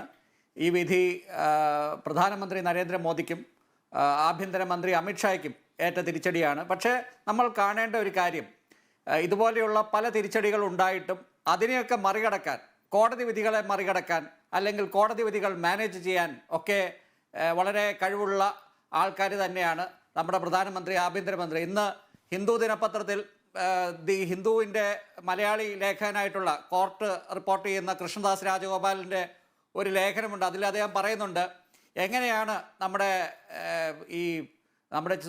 ചീഫ് ജസ്റ്റിസ്, സുപ്രീം കോടതി ചീഫ് ജസ്റ്റിസ് ചന്ദ്രചൂഡ് രണ്ട് പ്രമാദമായ കേസിൽ, റീസെൻ്റ് ആയിട്ടുള്ള രണ്ട് പ്രമാദമായ കേസിൽ സർക്കാരിൻ്റെ അല്ലെങ്കിൽ സോളിസിറ്റർ ജനറലിൻ്റെ മാത്രം അഭിപ്രായം സ്വീകരിച്ചുകൊണ്ട് ആ വിധിയിൽ ആ വിധിയെ തന്നെ എങ്ങനെയാണ് വേർഡിക്റ്റ് കൊടുക്കുന്നത് എന്ന്. ഇപ്പോൾ കശ്മീരുമായിട്ട് ബന്ധപ്പെട്ട വിധിയിൽ എങ്ങനെയാണ് സോളിസിറ്റർ ജനറലിൻ്റെ അഭിപ്രായം മാത്രം സ്വീകരിച്ചുകൊണ്ട് ആ സ്റ്റേറ്റിനെ ഒരു യൂണിയൻ ടെറിട്ടറി ആക്കി മാറ്റിയതിനെക്കുറിച്ചുള്ള കാര്യം മാറ്റിവെക്കുന്നതും, അത് സോളിസിറ്റർ ജനറൽ പറയുന്നു ഇപ്പോൾ തന്നെ പെട്ടെന്ന് തന്നെ അതിനൊരു തീരുമാനമുണ്ടാകും എന്ന് പറഞ്ഞപ്പോൾ തന്നെ ആ വിഷയത്തെ അവിടെ സെറ്റ് അസൈഡ് ചെയ്യുകയാണ് അവിടെ ചെയ്യുന്നത് ആ കേസിൽ. ഇപ്പോൾ സെബിയുമായി ബന്ധപ്പെട്ട അദാനിയുടെ കേസിൽ ഇതുപോലെ തന്നെ സർക്കാരിൻ്റെ വാദങ്ങൾ സ്വീകരിക്കുന്ന സുപ്രീം കോടതിയെ നമ്മൾ കാണുകയാണ്. അതിനിടയ്ക്കാണ് ഇങ്ങനെ ഒരു വിധി വരുന്നത്. ഈ വിധി 2022 സുപ്രീം കോടതിയുടെ തന്നെ വിധിയിൽ, ഇവിടെ പ്രമുഖ അഭിഭാഷകരുണ്ട്, അവർ പറഞ്ഞതുപോലെ രണ്ടംഗ സുപ്രീം കോടതിയുടെ ബെഞ്ചിൻ്റെ തന്നെ ഒരു വിധിയെ റദ്ദ് ചെയ്യുന്ന രീതിയിൽ ശ്രീമതി നാഗരത്നയും ഉള്ള രണ്ട് ബെഞ്ച് തന്നെ ഇന്ന് വീണ്ടും രണ്ടംഗ ബെഞ്ച് തന്നെ വീണ്ടും അതിനെ മറികടക്കുന്ന രീതിയിൽ ഒരു നല്ല 250 പേജുള്ള വിധിയാണ്. എനിക്ക് വായിക്കാൻ പറ്റാവുന്ന അത്രയും വായിച്ചിട്ടുണ്ട്. അതിൽ വളരെ മനോഹരമായിട്ടുള്ള ആർഗ്യുമെൻറ്റുകൾ, ഇതുപോലെ നേരത്തെ ഇവിടെ പരാമർശിച്ചു ഈ ലിബർട്ടിയുടെ കാര്യം. ഈ 11 പേരും 11 കുറ്റവാളികളും 11 നരാധമന്മാരും ഇപ്പോൾ അവർക്ക് ലിബർട്ടി അനുവദിച്ച് കിട്ടിയിരിക്കുകയാണ്. അവരുടെ ലിബർട്ടി വേഴ്സസ് ഈ കേസിലെ മറ്റ് വിഷയങ്ങൾ എടുത്ത് നോക്കുമ്പോൾ അവരുടെ ലിബർട്ടിയെ തന്നെ ഇവിടെ നിയമപാലനം, റൂൾ ഓഫ് ലോ ആണ് ലിബർട്ടിയേക്കാൾ, ഒരു ഇൻഡിവിജ്വലിൻ്റെ ലിബർട്ടിയേക്കാൾ നമ്മുടെ റൂൾ ഓഫ് ലോയാണ് പാരമൗണ്ട് എന്ന് സുപ്രീം കോടതി വിധിച്ചിരിക്കുകയാണ്. അതാണ് എനിക്ക് ആ വിധിയിൽ വളരെ ശ്ലാഘനീയമായി, വളരെ പ്രമുഖമായി തോന്നിയ ഒരു കാര്യം. ഇതിൽ ഗുജറാത്ത് സർക്കാരിനെ തന്നെ വളരെ മോശമായിട്ട് ആക്ഷേപിക്കുന്ന, അല്ലെങ്കിൽ ഗുജറാത്ത് സർക്കാരിനെ കുറ്റക്കാരനായി നിർത്തുന്ന തരത്തിലുള്ള പരാമർശങ്ങൾ ഇവിടെയുണ്ട്. എങ്ങനെയാണ് ഒരു സർക്കാർ മുഴുവൻ, ഒരു സംസ്ഥാനം മുഴുവൻ കുറ്റവാളികളെ സംരക്ഷിക്കാനായി, 11 ഗ്യാങ് റേപ്പ് ക്രിമിനലുകളെ സംരക്ഷിക്കാനായി, അവരുടെ ശിക്ഷ ഇളവ് ചെയ്യാനായി അവർ ഒരു സുപ്രീം കോടതിയെ തന്നെ തെറ്റിദ്ധരിപ്പിച്ചത് എന്ന് ഈ വിധിയിൽ പറയുന്നുണ്ട്. ഒരു സർക്കാരിന് തന്നെ, അതായത് ഗുജറാത്ത് എന്ന സംസ്ഥാനത്ത് എന്തൊക്കെയാണ് നടക്കുന്നത് നമുക്ക് ഓർമ്മയുണ്ട്. ഈ കേസിൻ്റെ ഇതിൻ്റെ ടൈം ലൈൻ പരിശോധിച്ചാൽ നമുക്കറിയാം. ഈ കേസിൽ പണ്ട് എങ്ങനെയാണ് ഇത് ഗുജറാത്തിൽ നിന്ന് മഹാരാഷ്ട്രയിലേക്ക് ട്രാൻസ്ഫർ ചെയ്യപ്പെടുന്നത്. ഈ കേസിലെ മരിച്ച ശവശരീരങ്ങൾ കുഴിച്ചിട്ടപ്പോൾ അതിൽ നിന്ന് തല വേർപെടുത്തി ഉടൽ മാത്രമായി കുഴിച്ചിടുന്ന ഒരു കാര്യമൊക്കെ ഉണ്ടായി. എന്തിനാണ്? ഇവരെ തിരിച്ചറിയാതിരിക്കാൻ വേണ്ടിയാണ്. അതായത് ഇതിൻ്റെ അകത്ത് കൊല ചെയ്യപ്പെട്ടവരെ തിരിച്ചറിയാതിരിക്കാൻ ചെയ്ത പോലീസും അവിടുത്തെ ഭരണകൂടവും എങ്ങനെയാണ് ഈ കേസിനെ അട്ടിമറിക്കാൻ തുടക്കം മുതൽ ശ്രമിച്ചത്. അവസാനം ഇവിടെ നേരത്തെ പരാമർശിച്ചതുപോലെ ഇവിടെ ഹ്യൂമൻ റൈറ്റ്സ് കമ്മീഷനും CBIക്ക് വിടുകയും, അത് മഹാരാഷ്ട്രയിൽ ഇതിൻ്റെ ട്രയലും നടക്കുന്നത് കാരണം ഇതിൽ ഒരു വിധി ഉണ്ടാകുന്നു. പക്ഷേ വീണ്ടും 14 വർഷം കഴിഞ്ഞിട്ട് വീണ്ടും അവരെ ഒരു ഗുജറാത്തിൽ തന്നെ നടക്കുന്ന ഒരു തെരഞ്ഞെടുപ്പിന് മുന്നോടിയായി അവരെ പുറത്തിറക്കുകയും, ആ പുറത്തിറക്കലിനെ അവർ പുറത്തു വരുമ്പോൾ അതിനെ ആഘോഷിക്കുകയും, ഇവിടെ നേരത്തെ ഒരു MLA പറഞ്ഞ കാര്യം ശ്രീ കാരശ്ശേരി പറയുന്നുണ്ട്. ഇതുപോലെ ഒരു നമ്മുടെ നിയമ സിസ്റ്റത്തെ തന്നെ നമ്മുടെ റൂൾ ഓഫ് ലോയെ തന്നെ അട്ടിമറിക്കുന്ന രീതിയിൽ ഗുജറാത്തിൽ നടക്കുന്ന പല കാര്യങ്ങളിൽ ഒരു കാര്യം ഇന്ന് സുപ്രീം കോടതിയുടെ ഈ 2 അംഗ ബെഞ്ച് ഈ പ്രമാദമായ വിധിയിലൂടെ ഒരു റൂൾ ഓഫ് ലോയെ തിരിച്ചു കൊണ്ടുവരുന്നു. നമ്മുടെ നിയമ ഈ റൂൾ ഓഫ് ലോയെ തിരിച്ചു കൊണ്ടുവരുന്ന രീതിയിൽ നമുക്കൊക്കെ പ്രതീക്ഷ തരുന്ന രീതിയിൽ ഒരു ഉണ്ടായിരിക്കുന്ന വിധിയാണ്. ഇനി സ്മൃതി ചോദിച്ച ആ ചോദ്യം, അതായത് ഈ പ്രധാനമന്ത്രി നരേന്ദ്രമോദി ഇവിടെ തൃശ്ശൂരിൽ വന്നിട്ട് മോദിയുടെ ഗ്യാരണ്ടി എന്ന് പറഞ്ഞ് കുറെ മഹിളാരത്നങ്ങളെയൊക്കെ സദസ്സിലിരുത്തി ഇവിടെ ഈ സ്ത്രീപക്ഷ രാഷ്ട്രീയമാണ് BJP കൈയാളുന്നത് എന്ന തരത്തിൽ നടത്തിയ അദ്ദേഹത്തിന്റെ പ്രസംഗത്തെ, അദ്ദേഹത്തിന് 19 തവണ എന്തോ അദ്ദേഹം മോദിയുടെ ഗ്യാരണ്ടി എന്ന് പറഞ്ഞു. ആ പ്രസംഗത്തെ നോക്കി കൊഞ്ഞനം കുത്തുന്ന ഒരു വിധിയാണ് ഇന്ന് വന്നിരിക്കുന്നത് എന്ന് കൂടി നമ്മൾ എടുത്ത് പറയേണ്ടതാണ്. ദൗർഭാഗ്യവശാൽ ഇവിടെ BJP ഒരു പ്രതിനിധിയെ പോലും അയക്കാൻ അവർക്ക് ഈ വിധിയുടെ പശ്ചാത്തലത്തിൽ അവർക്ക് കഴിയുന്നില്ല. അത് വളരെ ഖേദകരമാണ്. ശരി, ശ്രീമതി CS സുജാത, ഇപ്പോൾ രാഹുൽ ഗാന്ധിയുടെ പ്രതികരണം വന്നിരിക്കുന്നത് ക്രിമിനലുകളുടെ രക്ഷാധികാരി ആരെന്ന് രാജ്യത്തിന് മനസ്സിലായി എന്നുള്ളതാണ്. ഇത്തരം പ്രതികരണങ്ങളൊക്കെ നടത്താം, പക്ഷേ മണിപ്പൂർ നമ്മൾ കണ്ടതാണ്. ഇപ്പോൾ നേരത്തെ പറഞ്ഞതുപോലെ ഗുസ്തി താരങ്ങളുടെ പ്രതിഷേധം, തെരുവിലെ പ്രതിഷേധം, പൊട്ടിക്കരഞ്ഞുകൊണ്ട് മെഡലുകൾ പ്രധാനമന്ത്രിയുടെ വസതിക്ക് മുന്നിൽ ഉപേക്ഷിക്കുന്നത് നമ്മൾ കണ്ടതാണ്. പക്ഷേ ഇതിനിടയ്ക്കൊക്കെ നടന്ന നിയമസഭാ തെരഞ്ഞെടുപ്പുകൾ 5 സംസ്ഥാനങ്ങൾ എങ്ങനെ വിധിയെഴുതിയെന്നും നമ്മൾ കണ്ടതാണ്. അപ്പോൾ തിരഞ്ഞെടുപ്പിൽ ഇത്തരം കാര്യങ്ങൾ ഒരു തരത്തിലും പ്രതിഫലിക്കില്ല എന്ന് പറഞ്ഞാൽ നീതി നടപ്പാക്കുക എന്നതൊന്നുമല്ല ഈ തെരഞ്ഞെടുപ്പിൽ പ്രധാനമായും പ്രതിഫലിക്കുക എന്നതിൻ്റെ കൂടി ഉദാഹരണമല്ലേ? ഇപ്പോൾ ഈ വിധി തന്നെ വരുന്ന തെരഞ്ഞെടുപ്പിൽ ഏതെങ്കിലും രൂപത്തിൽ ഈ തരത്തിൽ ക്രിമിനലുകൾക്ക് പിന്തുണ നൽകുന്നവരെ പുറത്താക്കാൻ സഹായിക്കുമോ? ഒട്ടും സംഭവിക്കുന്ന ഒരു കാര്യമായിട്ട് എനിക്ക് തോന്നുന്നില്ല. തീർച്ചയായിട്ടും ഇതൊക്കെ വരാൻ പോകുന്ന നാളുകളിൽ അതീവ പ്രാധാന്യത്തോടുകൂടി ചർച്ച ചെയ്യണമെന്ന് തന്നെയാണ് എൻ്റെ അഭിപ്രായം. അങ്ങനെ തന്നെ ഞാൻ പ്രതീക്ഷിക്കുകയും ചെയ്യും. ഞാൻ പോസിറ്റീവായി തന്നെ കാണുകയാണ്. കാരണം ഇപ്പോൾ തെരഞ്ഞെടുപ്പ് വിധി വന്നിട്ടുള്ള സംസ്ഥാനങ്ങളിൽ അതിൻ്റെ വോട്ടിംഗ് ശതമാനമൊക്കെ എടുത്ത് നോക്കിയാൽ നമുക്ക് മനസ്സിലാകും. ആ കാര്യത്തിൽ കോൺഗ്രസ് സ്വീകരിക്കേണ്ടിയിരുന്ന ചില നിലപാടുകളൊക്കെ ഉണ്ട്. അതൊന്നും ഇപ്പോൾ ഈ ഒരു ഘട്ടത്തിൽ ഞാനതിൻ്റെ വിശദാംശങ്ങളിലേക്കൊന്നും പോകുന്നില്ല. പക്ഷേ നമ്മൾ കാണേണ്ട സ്മൃതി, 39% ആളുകളുടെ പിന്തുണ മാത്രമേ ഇന്ന് ഭരിക്കുന്ന BJPക്കുള്ളൂ. മഹാഭൂരിപക്ഷവും പുറത്തു നിൽക്കുകയാണ്. ആ പുറത്തു നിൽക്കുന്ന ആളുകളെ റെപ്രസെൻ്റ് ചെയ്യുന്ന 28ഓളം വരുന്ന രാഷ്ട്രീയ പാർട്ടികൾ ഒരുമിച്ച് ചേർന്ന് ഒരു ഇന്ത്യ മൂവ്മെൻറ്റ് ഉണ്ടാക്കി, അല്ലെങ്കിൽ ഒരു സഖ്യം ഉണ്ടാക്കിയിരിക്കുന്നു. ഒരുപാട് പരിമിതികളൊക്കെ ഉണ്ട്. പക്ഷേ വളരെ ഗൗരവത്തോടെയുള്ള ചർച്ചകൾ രാജ്യത്ത് ഉയർന്നു വരുന്നുണ്ട്. വളരെ പ്രതീക്ഷയോടെ തന്നെ നമുക്കതിനെ നോക്കിക്കാണണം. കാരണം ഇനി ഒരിക്കൽ കൂടി BJPയുടെ കൈകളിലേക്ക് നമ്മുടെ രാജ്യം പോയാൽ എന്തായിരിക്കും നമ്മുടെ നാടിൻ്റെ സ്ഥിതി? നമ്മുടെ രാജ്യത്തിൻ്റെ ഭരണഘടനയുടെ സ്ഥാനത്ത് മാഷിവിടെ സൂചിപ്പിച്ച പോലെ മനുസ്മൃതി അവർ പ്രതിഷ്ഠിക്കും. എല്ലാ ജനാധിപത്യ അവകാശങ്ങളും അവർ കവർന്നെടുക്കും. പ്രത്യേകിച്ച് ഇപ്പോൾ ബൽക്കിസ് ബാനു കേസിൻ്റെ വിധിയുമായി ബന്ധപ്പെട്ടാണല്ലോ നമ്മൾ ചർച്ച ചെയ്യുന്നത്. അപ്പോൾ രാജ്യത്തെ സ്ത്രീകളുടെ അവസ്ഥ, ലോകത്ത് സ്ത്രീകൾക്ക് ജീവിക്കാൻ പറ്റാത്ത 4ാമത്തെ രാജ്യമായി നമ്മുടെ രാജ്യം മാറിക്കഴിഞ്ഞിരിക്കുന്നു. നമ്മൾ അഭിമാനത്തോടെ നമ്മുടെ രാജ്യത്തിൻ്റെ ഭരണഘടനയെക്കുറിച്ച് പറയും, അല്ലെങ്കിൽ ജനാധിപത്യ മൂല്യങ്ങളെക്കുറിച്ച് പറയും. അങ്ങനെയൊക്കെ നമ്മൾ പറയുന്ന നമ്മുടെ രാജ്യത്താണ് അത്യന്തം ദയനീയമായിട്ടുള്ള സംഭവങ്ങൾ ഓരോ ദിവസവും അരങ്ങേറിക്കൊണ്ടിരിക്കുന്നത്.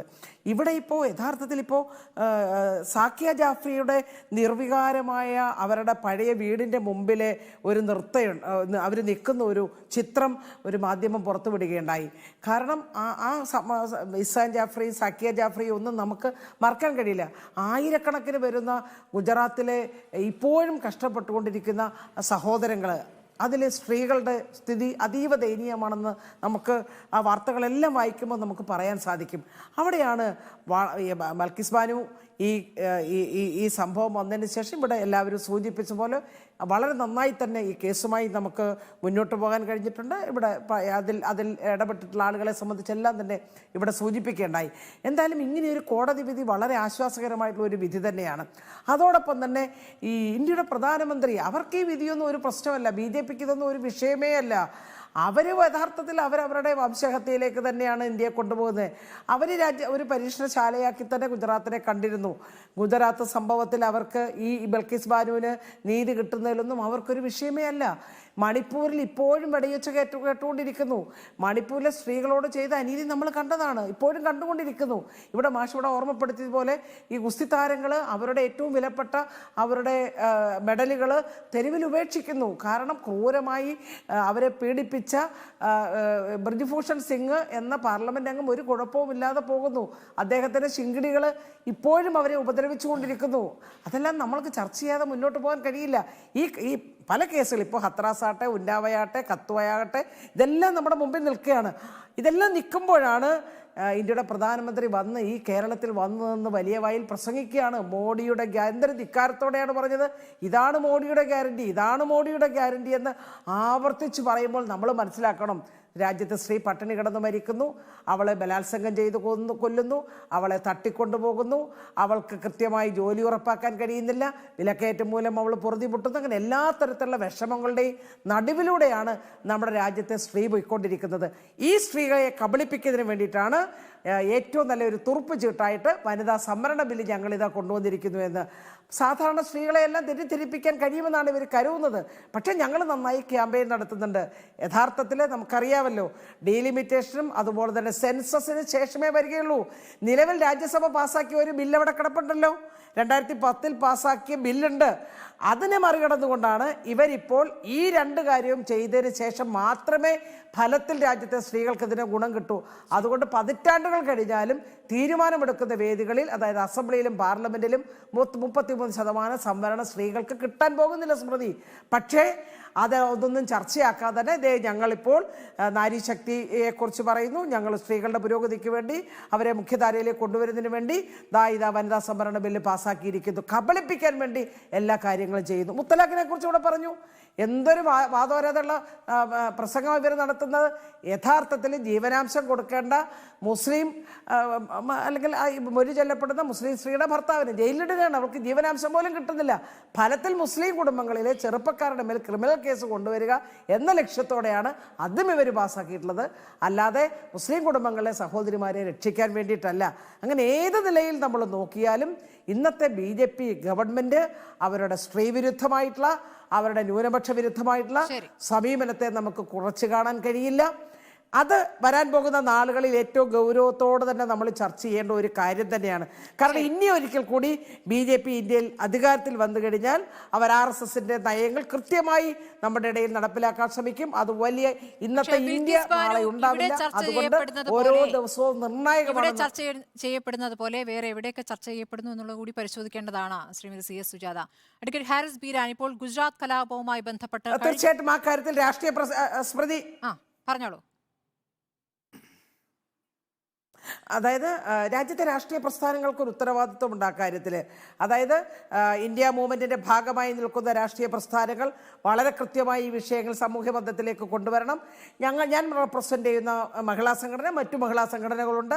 ഈ കാര്യത്തിൽ ഏറ്റവും നല്ല ചർച്ച നമ്മുടെ രാജ്യത്ത് ഉയർത്തിക്കൊണ്ടുവരാൻ സാധിക്കുക തന്നെ വേണം. കാരണം ചിന്താശേഷിയുള്ള മുഴുവൻ മനുഷ്യരും ഈ ഘട്ടത്തിൽ നമ്മുടെ രാജ്യത്തിന് വേണ്ടി, സ്ത്രീകൾക്ക് വേണ്ടി മുന്നോട്ട് വരണമെന്നാണ് എനിക്ക് സൂചിപ്പിക്കാനുള്ളത്. അഡ്വക്കേറ്റ് ഹാരിസ് ബീരാൻ, ഇപ്പോൾ കഴിഞ്ഞ മാസങ്ങളിൽ ഗുജറാത്ത് കലാപവുമായി ബന്ധപ്പെട്ട് വന്ന വിധികൾ കൂടി പരിശോധിക്കേണ്ടതുണ്ടെന്ന് തോന്നുന്നു. ഈ നരോദഗാം കൂട്ടക്കൊലക്കേസിൽ 11 പ്രതികളെയും തെളിവില്ല എന്ന് ചൂണ്ടിക്കാട്ടി പ്രത്യേക കോടതി വെറുതെ വിടുകയായിരുന്നു. കലോൾ കൂട്ടക്കൊലക്കേസിൽ 35 പ്രതികളെ വെറുതെ വിട്ടു. വ്യാജ മതേതരവാദികളായ മാധ്യമപ്രവർത്തകരും രാഷ്ട്രീയക്കാരുമാണ് കലാപം ആസൂത്രിതമെന്ന് പ്രചരിപ്പിക്കുന്നതെന്ന് വരെ ഹലോൾ സെഷൻസ് കോടതി പറയുകയും ചെയ്തിരിക്കുന്നു. അപ്പോൾ ഇതിനിടയ്ക്കാണ് ഈ സുപ്രധാനമായ വിധി ഒരു ന്യൂനപക്ഷ സമുദായത്തിലെ ഒരു യുവതിക്ക്, അനീതിക്കിരയായ ഒരു യുവതിക്ക് നീതി നൽകിക്കൊണ്ട് വന്നിരിക്കുന്നത്. അപ്പോൾ ഇത് ഏത് ബെഞ്ചിലേക്ക് വരുന്നു, ഏത് ജഡ്ജി പരിഗണിക്കുന്നു എന്നതുകൂടി പ്രധാനമാവുകയല്ലേ? നേരത്തെയും സുപ്രീം കോടതിയിൽ നിന്ന് പോലും പല നിരാശാജനകമായ വിധികൾ ഈ അടുത്തിടെ വന്നിട്ടുണ്ട്. തീർച്ചയായിട്ടും സ്മൃതി, ഇതിനകത്ത് ഇപ്പൊ കഴിഞ്ഞ ഒരു കുറച്ച് വർഷങ്ങളായിട്ട് സുപ്രീം കോടതിയിൽ നിന്ന് വരുന്ന വിധികളെ ഒറ്റ വാക്കിൽ നമുക്ക് കൺക്ലൂഡ് ചെയ്യണമെങ്കിൽ ഓപ്പറേഷൻ സക്സസ് ആയിരിക്കും, പക്ഷേ രോഗി മരിച്ചിട്ടുണ്ടാവും. ആ രീതിയിലാണ് നമ്മളിപ്പോൾ അയോധ്യ വിധി തൊട്ട് നമ്മൾ കണ്ടുകൊണ്ടിരിക്കുകയാണത്. അയോധ്യയിൽ എല്ലാ ഫൈൻഡിങ്സും വന്നിട്ട് പറഞ്ഞു അത് സുന്നി വഖഫ് ബോർഡിന് അനുകൂലമായിട്ടുള്ളതാണ്. എന്നിരുന്നാൽ പോലും ഇത് ഈ ലാൻഡ് മറ്റേ ഹിന്ദു വിഭാഗത്തിന് കൊടുക്കുക എന്ന് പറഞ്ഞു തുടങ്ങിയ ആ വിധി അത് പിന്നീട് ഒരുപാട് വിധികളിലേക്ക് നമ്മൾ അത് കണ്ടുകൊണ്ടിരിക്കുകയാണ്. അങ്ങനെ വന്നിരിക്കുന്ന സംഗതികളെല്ലാം അത് ഒരു ഭാഗത്ത് നമുക്ക് ചർച്ചയാക്കേണ്ടത് തന്നെയാണ്. നമ്മളിപ്പോ ഈ ബിൽക്കീസ് ബാനുവിന്റെ കേസ് എടുത്താൽ എന്തുകൊണ്ടാണ് ബിൽക്കീസ് ബാനുവിന് ഈ ഒരു കുറ്റകൃത്യങ്ങൾ ഏൽക്കേണ്ടി വന്നത്? നേരത്തെ പ്രശാന്ത് പറഞ്ഞ പോലെ മുൻവൈരാഗ്യമൊന്നുമില്ല. അവർക്ക് കുറ്റകൃത്യങ്ങൾ ഏൽക്കേണ്ടി വന്നതിന്റെ ഒരു മെയിൻ കാരണം എന്ന് പറയുന്നത് അവരുടെ മതം തന്നെയാണ്. അവര് മുസ്ലിം ആയി എന്നുള്ള ഒറ്റ കാരണം കൊണ്ടാണ് അവർക്ക് ഈ പറയുന്ന കുറ്റകൃത്യം ഏൽക്കേണ്ടി വന്നത്. രണ്ട്, അവരുടെ ജെൻഡറാണ്. അവര് ഒരു വനിതയായി എന്നുള്ള ഒരു കാരണവുമാണ് രണ്ടാമത്തെ ഒരു കാരണമായിട്ട് നമുക്ക് കാണേണ്ടത്. ഇനിയിപ്പോ സുമതി ചോദിച്ചല്ലോ ബാക്കിയുള്ള വിധികളിലെല്ലാം എന്തുകൊണ്ട് ഈ രീതിയിലുള്ള ശിക്ഷ വന്നില്ല എന്നുള്ളത്. നമുക്ക് ഈ ബിൽക്കീസിന്റെ കേസിന്റെ നാൾവഴികൾ രണ്ടോ മൂന്നോ നാൾവഴികൾ നമുക്ക് നോക്കിക്കഴിഞ്ഞാൽ തന്നെ നമുക്ക് വളരെ വ്യക്തമാകും. ഈ കേസിൽ ഗുജറാത്ത് പോലീസ് എഫ്ഐആർ ഇട്ട് അന്വേഷണം വലിയ തകൃതമായിട്ടുള്ള അന്വേഷണത്തിന് ശേഷം അവർ പറഞ്ഞു ഇതിനകത്ത് പ്രതികളെ എങ്ങും കാണാനില്ല, കിട്ടാനില്ല, അതുകൊണ്ട് ഈ കേസ് തന്നെ ക്ലോസ് ചെയ്യണമെന്ന് പറഞ്ഞുകൊണ്ട് ഒരു ക്ലോഷർ റിപ്പോർട്ട് മജിസ്ട്രേറ്റിന് മുമ്പിൽ ഫയൽ ചെയ്തു. സാധാരണ രീതിയിൽ ഇത്രമാത്രം നിഷ്ഠൂരമായിട്ടുള്ള ഒരു കുറ്റകൃത്യമൊക്കെ നടന്നു കഴിഞ്ഞു കഴിഞ്ഞാൽ ഇങ്ങനത്തെ ഒരു ക്ലോഷർ റിപ്പോർട്ട് പോലീസ് ഫയൽ ചെയ്ത് കഴിഞ്ഞാൽ പോലും ഒരു പക്ഷേ മജിസ്ട്രേറ്റ് പറയും ഈ ക്ലോഷർ റിപ്പോർട്ട് ഞാൻ അംഗീകരിക്കില്ല എന്ന് പറയും. പക്ഷേ ഇവിടെ മജിസ്ട്രേറ്റ് എന്താ ചെയ്തത്? ഗുജറാത്തിലെ മജിസ്ട്രേറ്റ് പറഞ്ഞു ഞാൻ ഈ ക്ലോഷർ റിപ്പോർട്ടിനെ അംഗീകരിക്കുകയാണെന്ന് പറഞ്ഞു. അംഗീകരിച്ചു കഴിഞ്ഞാൽ പിന്നെ കേസ് കഴിഞ്ഞു, കേസ് വേറെ ഇല്ല. പിന്നെ ഈ സമയത്താണ് സുപ്രീം കോടതിയിൽ ബിൽക്കീസ് ബാനു ബാക്കിയുള്ളവരെല്ലാം സുപ്രീം കോടതിയിൽ വന്നിട്ട് പറഞ്ഞു ഈ പറയുന്ന അന്വേഷണത്തിൽ ഞങ്ങൾ ഒരു വിധത്തിലും ഞങ്ങൾക്ക് തൃപ്തിയില്ല, അതുകൊണ്ട് ഞങ്ങൾ CBIനെ ഈ കേസ് അന്വേഷിക്കണമെന്ന് പറഞ്ഞത്. ഇത് 2002-2003 കാലഘട്ടത്തിലാണ്. ആ സമയത്താണ് ഈ പറയുന്നത്. അങ്ങനെ സുപ്രീം കോടതി ഈ കേസ് CBIക്ക് ട്രാൻസ്ഫർ ചെയ്യുന്നു. CBI 19/4/2004 ഒരു ചാർജ് ഷീറ്റ് ഫയൽ ചെയ്ത് 21 പ്രതികളെ അവർ ഐഡന്റിഫൈ ചെയ്തു. അതിനകത്ത് 6 പോലീസുകാരാണ്. അതിനുശേഷം പിന്നെയും ബിൽക്കീസ് ബാനു വന്നിട്ട് പറഞ്ഞു ഈ വിചാരണ ഗുജറാത്തിൽ നടന്നു കഴിഞ്ഞു കഴിഞ്ഞാൽ എനിക്ക് നീതി കിട്ടില്ല, അതിനുള്ള കാര്യകാരണ സഹിതം സുപ്രീം കോടതിയെ ബോധിപ്പിച്ചു. സുപ്രീം കോടതിയെ ബോധ്യപ്പെട്ടു. അതിന്റെ അടിസ്ഥാനത്തിൽ ഈ പറയുന്ന വിചാരണ ഗുജറാത്തിൽ നിന്ന് മഹാരാഷ്ട്രയിലേക്ക് സുപ്രീം കോടതി മാറ്റി. അവിടെയാണ് വിചാരണ നടന്നത്. ആ വിചാരണ മഹാരാഷ്ട്രയിൽ നടന്നത് കൊണ്ട് മാത്രമായിരിക്കും ഒരു പക്ഷേ അവർക്ക് അന്ന് കൺവിക്ഷൻ കിട്ടിയത്. ആ കൺവിക്ഷന് ശേഷവും അവർ ഒരുപാട് വേറെ കാര്യങ്ങൾ ചെയ്യാൻ നോക്കി. അതെല്ലാം ഓരോ സമയത്തും ഹൈക്കോടതി വന്നിട്ട് ഗുജറാത്ത് പോലീസും ഗുജറാത്ത് സർക്കാരും ചെയ്യുന്ന നടപടികളിൽ എത്രമാത്രം ഡിസോണസ്റ്റി വരെയുണ്ട് എന്നുള്ള കാര്യങ്ങളെല്ലാം ഹൈക്കോടതി വളരെ വ്യക്തമാക്കി. അതിനുശേഷം പിന്നെയും ബിൽക്കീസ് സുപ്രീം കോടതിയിൽ വന്നിട്ട് 2019 വന്നിട്ട് പറഞ്ഞു എന്റെ അവസ്ഥ ഇതാണ് എന്ന് പറഞ്ഞപ്പോൾ സുപ്രീം കോടതി 50 ലക്ഷം രൂപ നഷ്ടപരിഹാരമായിട്ട് ബിൽക്കീസിന് കൊടുക്കണമെന്ന് ഗുജറാത്ത് സർക്കാരിന് ശുപാർശ ചെയ്യുകയാണ് ഉണ്ടായത്. അപ്പൊ ഇങ്ങനെ നിരന്തരമായിട്ട് 22 കൊല്ലമായി ആ ഒരു സംഭവം നടന്നിട്ട് അതിനുശേഷം നിരന്തരമായിട്ട് ഈ കോടതിയെ സമീപിച്ച് ഇപ്പോഴും സമാധാനം കിട്ടാത്ത രീതിയിൽ ഒരു ആക്ഷന് പകരം മറ്റേ ആക്ഷൻ ഇങ്ങനെ നടന്നുകൊണ്ടിരിക്കുകയാണ്. അപ്പൊ നേരത്തെ സ്മൃതി പറഞ്ഞതുപോലെയുള്ള ബാക്കി മഹാരാഷ്ട്ര ഗുജറാത്ത് കലാപവുമായി ബന്ധപ്പെട്ട് ബാക്കിയുള്ള കേസുകളെല്ലാം വെറുതെ വിടുന്നതിനുള്ള ഒരു കാരണം എന്ന് പറയുന്നത് അവിടെ പ്രോസിക്യൂട്ട് ചെയ്യുന്ന ഏജൻസി എന്ന് പറയുന്നത് ഗുജറാത്ത് സർക്കാരും ഗുജറാത്ത് പോലീസുമാണ്. അവിടെ വിചാരണ നടക്കുന്നത് ഗുജറാത്ത് കോടതികളിലുമാണ്. അപ്പൊ ഇതെല്ലാം അവർക്കൊരു അനുകൂലമായിട്ടുള്ള സാഹചര്യം ഉണ്ടാക്കുന്നു എന്നുള്ളതിനകത്ത് യാതൊരു സംശയവും തർക്കവും ഇല്ലാത്ത കാര്യമാണ്. ഇവിടെ നടന്ന ഒരു വ്യത്യസ്തത എന്ന് പറയുന്നത് ഈ സുപ്രീം കോടതിയുടെ ഇന്റർഫിയറൻസ് ഉണ്ടായത് കാരണം ഇവിടുത്തെ വിചാരണ എല്ലാം നടന്നത് മഹാരാഷ്ട്രയിലാണ്. മഹാരാഷ്ട്രയിൽ ഈ പറയുന്ന രീതിയിലുള്ള ഗുജറാത്ത് പോലീസിന്റെയോ ഗുജറാത്ത് സർക്കാരിന്റെയോ ഇൻഫ്ലുവൻസ് വലിയ കാര്യമായിട്ട് നടക്കാത്തത് കൊണ്ട് തന്നെയാണ് ആ സമയത്ത് ഈ കൺവിക്ഷൻ എല്ലാം അവർക്ക് കിട്ടാനുള്ള ഒരു സാധ്യത അവർക്കുണ്ടായത്. അപ്പോൾ നമ്മളിപ്പോ ഇന്ന് സുപ്രീം കോടതിയുടെ ഈ വിധിയിൽ നമ്മൾ വലിയ ആഹ്ലാദിക്കുന്നുണ്ടെങ്കിൽ പോലും ചില ഒരു മേഖലയിൽ സാങ്കേതികത്വം കൊണ്ട് തന്നെയാണ് സുപ്രീം കോടതി ഈ റെമിഷൻ ഉത്തരവുകളെല്ലാം റദ്ദാക്കിയിരിക്കുന്നത്. ഇനി രണ്ടാമതും ഒരു റെമിഷൻ ഉത്തരവിന് വേണ്ടിയിട്ട് അപേക്ഷിക്കാനുള്ള ഒരു അനുവാദം ഈ പറയുന്ന പ്രതികൾക്ക് അവർ കൊടുത്തിട്ടുമുണ്ട്. അതുകൊണ്ട് തന്നെ ഇനിയിപ്പോ അവർ രണ്ടാമത് ജയിലിൽ പോയി കഴിഞ്ഞാൽ പോലും മഹാരാഷ്ട്ര സർക്കാരിന്റെ മുമ്പിലേക്ക് ഇവരുടെ റെമിഷൻ ഉത്തരവ് വേണമെങ്കിൽ അവർക്ക് ഫയൽ ചെയ്യാവുന്നതാണ്. പക്ഷെ എനിക്ക് തോന്നുന്നതെന്ന് പറഞ്ഞാൽ ഇപ്പോൾ സുപ്രീം കോടതി പറഞ്ഞിട്ടുണ്ട് റെമിഷൻ അപേക്ഷ വന്നിട്ടുണ്ടെങ്കിൽ തന്നെ ആദ്യമായിട്ട് നിങ്ങൾക്ക് നോക്കേണ്ടത് എന്ന് പറയുന്നത് ഏത് കോടതിയാണ് ഇവരെ ശിക്ഷിച്ചത്. അതായത് സ്പെഷ്യൽ ജഡ്ജി CBI കോടതി മഹാരാഷ്ട്രയാണ് ഇവരെ ശിക്ഷിച്ചത്. ആ കോടതിയുടെ ജഡ്ജിയുടെ ഉപദേശം തേടണം. ആ റെക്കമെൻഡേഷൻ തേടി ആ റെക്കമെൻഡേഷന്റെ അടിസ്ഥാനത്തിൽ മാത്രമേ നിങ്ങൾക്ക് ഒരു റെമിഷൻ ഉത്തരവ് പാസ്സാക്കാൻ പറ്റുകയുള്ളൂ എന്ന് സുപ്രീം കോടതി ഉത്തരവിൽ പറഞ്ഞിട്ടുണ്ട്. അപ്പൊ ഈ കാര്യത്തിൽ നേരത്തെ ഇവർ മഹാരാഷ്ട്രയിൽ പോയിട്ട് ഇങ്ങനത്തെ ഒരു അപേക്ഷ കൊടുത്തതിന്റെ അടിസ്ഥാനത്തിൽ ഈ CBI സ്പെഷ്യൽ ജഡ്ജിയുടെ ഒരു ശുപാർശ ഓൾറെഡി കിട്ടിയിട്ടുണ്ട്. അത് നെഗറ്റീവ് ശുപാർശയാണ്, അവർക്ക് കൊടുക്കരുത് എന്നുള്ള ശുപാർശയാണ്. അപ്പൊ ആ ശുപാർശയുടെ മേലിൽ ഇവർ ആക്ട് ചെയ്ത് കഴിഞ്ഞു കഴിഞ്ഞാൽ പിന്നെ ഈ റെമിഷൻ ഉത്തരവ് അവർക്ക് ബാധകമാവുകയും ഇനി കിട്ടുകയുമില്ല. കാലാകാലങ്ങളോളം അവർക്ക് കിടക്കേണ്ട സ്ഥലത്ത് തന്നെ അവർ കിടക്കും എന്നുള്ളതിന്റെ ഒരു സമാധാനത്തിലാണ് ഇപ്പോ ഈ വിധിയെല്ലാം വായിച്ചു കഴിയുമ്പോൾ നമ്മളുള്ളത്. ശരി, അഡ്വക്കേറ്റ് പ്രശാന്ത് പത്മനാഭൻ, ഈ ജസ്റ്റിസ് നാഗരത്നെ കുറിച്ച് കുറച്ചുകൂടി വിശദമായി പറയേണ്ടതുണ്ട് എന്ന് തോന്നുന്നു. ഈ നോട്ട് നിരോധന കേസിൽ ഭിന്നവിധി എഴുതിയ ജഡ്ജിയാണ്. പാർലമെന്റിനെ ഇരുട്ടിൽ നിർത്താൻ പാടില്ല എന്നാണ് അന്ന് പറഞ്ഞത്. ഈ വിദ്വേഷ പ്രസംഗ കേസിൽ ബഹുസ്വരതയെക്കുറിച്ച് പ്രത്യേക പരാമർശം നടത്തിയതും ജസ്റ്റിസ് നാഗരത്നെയാണ്. 2027 ഇവർ ചീഫ് ജസ്റ്റിസായി 36 ദിവസം സുപ്രീം കോടതിയിൽ ഉണ്ടാകുമെന്നുള്ളതാണ് നിലവിലെ നമ്മുടെ പ്രതീക്ഷ. ജസ്റ്റിസ് നാഗരത്നയെ കുറിച്ച് എന്തൊക്കെ കൂടുതലായി പറയാൻ കഴിയും? തീർച്ചയായിട്ടും ജസ്റ്റിസ് നാഗരത്ന ഇന്ത്യയുടെ ആദ്യത്തെ വുമൺ ചീഫ് ജസ്റ്റിസ് ആകാൻ സാധ്യതയുള്ള ജഡ്ജിയാണ്. കാരണം ഇപ്പോഴത്തെ ആ സീനിയോറിറ്റി വെച്ച് വന്നു കഴിഞ്ഞാൽ ചീഫ് ജസ്റ്റിസ് ആകേണ്ട ആദ്യത്തെ വനിതയായിരിക്കും ഇന്ത്യയുടെ ചീഫ് ജസ്റ്റിസ് ആകുന്ന. തീർച്ചയായിട്ടും ആ ബെഞ്ചിൽ നിന്ന് വന്നതുകൊണ്ട് വളരെ നല്ലൊരു വിധിയാണ് വന്നത്. ഞാനിവിടെ ഒരു അൺറിട്ടൺ റൂൾ ഉണ്ട്, ലോയേഴ്സ് സംസാരിക്കുമ്പം പേഴ്സണൽ ആയിട്ടുള്ള കമന്റുകൾ പറയാതെ കഴിവതും ശ്രദ്ധിക്കുക. അതിൽ നിന്നുകൊണ്ട് ഞാൻ ചില കാര്യങ്ങൾ പറയാൻ ശ്രമിക്കാം. നേരത്തെ കാരശ്ശേരി മാഷ് സൂചിപ്പിച്ചു BBC റെയ്ഡിന്റെ കാര്യം. അത് റിട്ടയർഡ് ജസ്റ്റിസ് നരിമൻ പറഞ്ഞത് ഇങ്ങനെയുള്ള കേസുകളിൽ ഒരു നെഗറ്റീവായിട്ട് ഗവൺമെന്റിനെതിരെ റിപ്പോർട്ട് ചെയ്യുക എന്നുള്ളത് മാധ്യമധർമ്മമാണ്, പൗരധർമ്മത്തിൽ പെടുന്നതാണ് ഗവൺമെന്റ് കാണിക്കുന്ന അനീതി ചൂണ്ടിക്കാണിക്കുക എന്നുള്ളത്. മറിയക്കുട്ടിയുടെ കാര്യത്തിൽ കാരശ്ശേരി മാഷിന്റെ വീഡിയോ കണ്ടിരുന്നു. അപ്പൊ ഇങ്ങനെയുള്ള കാര്യങ്ങൾ പറയുന്നവരെ വിക്ടിമൈസ് ചെയ്യുക, അവരെ കളിയാക്കുക, അല്ലെങ്കിൽ അവർക്കെതിരെ ആരോപണങ്ങൾ ഉന്നയിക്കുക, ഇങ്ങനെ ചെയ്യുമ്പോൾ കോടതികൾ അത് വളരെ ശക്തമായിട്ട് ഇടപെടണം. കോടതി ആ ഒരൊറ്റ കാരണത്തിന്റെ പുറത്ത് ഈ റെയ്ഡ് ക്വാഷ് ചെയ്യണമായിരുന്നു എന്നാണ് റിട്ടയർഡ് ജസ്റ്റിസ് റോഹിൻടൺ നരിമൻ പറഞ്ഞത്. ഇപ്പോൾ നമുക്കറിയാം പ്രസ് ഫ്രീഡം ഇൻഡെക്സിൽ ഇന്ത്യയുടെ സ്ഥാനം 161 180. അതിൽ അതിശയിക്കാനില്ല. കാരണം ഒരു ജനാധിപത്യത്തിന്റെ സ്വഭാവം നഷ്ടപ്പെട്ടുകൊണ്ടിരിക്കുന്ന ഒരു രാജ്യത്ത് ഏകാധിപത്യത്തിലേക്ക്, അല്ലെങ്കിൽ വളരെ ശക്തനായിട്ടുള്ള ഭരണാധികാരി എന്നൊക്കെ പറയുന്നത് വളരെ ഒരു യൂഫമിസമാണ്. പക്ഷെ അതിന്റെ നെഗറ്റീവ് ആയിട്ടുള്ള ആസ്പെക്ട് എന്ന് പറഞ്ഞാൽ ജനാധിപത്യത്തിന്റെ സ്വഭാവം അത്രയും കുറയുന്നു. ജനാധിപത്യ സ്വഭാവം കുറയുമ്പോൾ ബാക്കി ഇൻസ്റ്റിറ്റ്യൂഷനെ, മീഡിയ ആയിക്കോട്ടെ, അല്ലെങ്കിൽ ഇൻഡിപെൻഡന്റ് ആയിട്ടുള്ള ഇലക്ഷൻ കമ്മീഷൻ ആയിക്കോട്ടെ, ഇപ്പൊ ഇലക്ഷൻ കമ്മീഷനെ നിയന്ത്രിക്കാനുള്ള ബില്ല് കൊണ്ടുവന്നു. അതുപോലുള്ള കോടതികളെയൊക്കെ എവിടെയാണോ ദുർബലപ്പെടുത്താൻ കഴിയുന്നത് അവിടെ ദുർബലപ്പെടുത്തും. ഡയറക്റ്റ് ആയിട്ട് ഇന്റർഫിയർ ചെയ്യാൻ കഴിയുന്നിടത്ത്, അതായത് CBI, എൻഫോഴ്സ്മെന്റ് ഡയറക്ടറേറ്റ് ഒക്കെ ഗവൺമെന്റിന്റെ കീഴിലാണ്, അവരെ ഡയറക്റ്റ് ആയിട്ട് നിയന്ത്രിക്കുകയും ചെയ്യും. ഇപ്പോൾ പല പ്രതിപക്ഷ ഭരിക്കുന്ന സംസ്ഥാനങ്ങളിലെ മന്ത്രിമാര് ജയിലിലാണ്. അരവിന്ദ് കെജ്രിവാളിനെ എൻഫോഴ്സ്മെന്റ് ഡയറക്ടറേറ്റ് വിളിച്ചു വരുത്തിയിരിക്കുകയാണ്, ചിലപ്പോൾ അറസ്റ്റ് ചെയ്യുമെന്നൊക്കെ പറയുന്നു. ഈ ഒരു ബിൽക്കിസിന്റെ കേസിലേക്ക് വരികയാണെങ്കിൽ ഇതൊരു ലിറ്റ്മസ് ടെസ്റ്റ് ആണെന്ന് ഞാൻ പറയും. കോടതിയുടെ അതിൽ ഇപ്പോൾ കോടതി ജയിച്ചിരിക്കുകയാണ്, നമുക്ക് സമാധാനമുണ്ട്. കാരണം ഈ ഒരു കേസ് നടന്നപ്പോൾ ഇവരെ ഇങ്ങനെ അന്യായമായിട്ട് ജയിലിൽ നിന്ന് വിട്ടയച്ച കേസ് വന്നപ്പോൾ കേന്ദ്രത്തിലെ ഒരു മന്ത്രി പോലും ഒരു പ്രതികരണവും നടത്തിയില്ല. അന്ന് പലരും എക്സ്പെക്ട് ചെയ്തിരുന്നു, പല വനിതാ മന്ത്രിമാരുണ്ട്, ഈ ഒരു കേസിൽ ബിൽക്കിസിന് വേണ്ടി ആരെങ്കിലും ഒന്ന് ശബ്ദിക്കുമെന്ന് പ്രതീക്ഷിച്ചു. ആരും ഒന്നും പറഞ്ഞില്ല.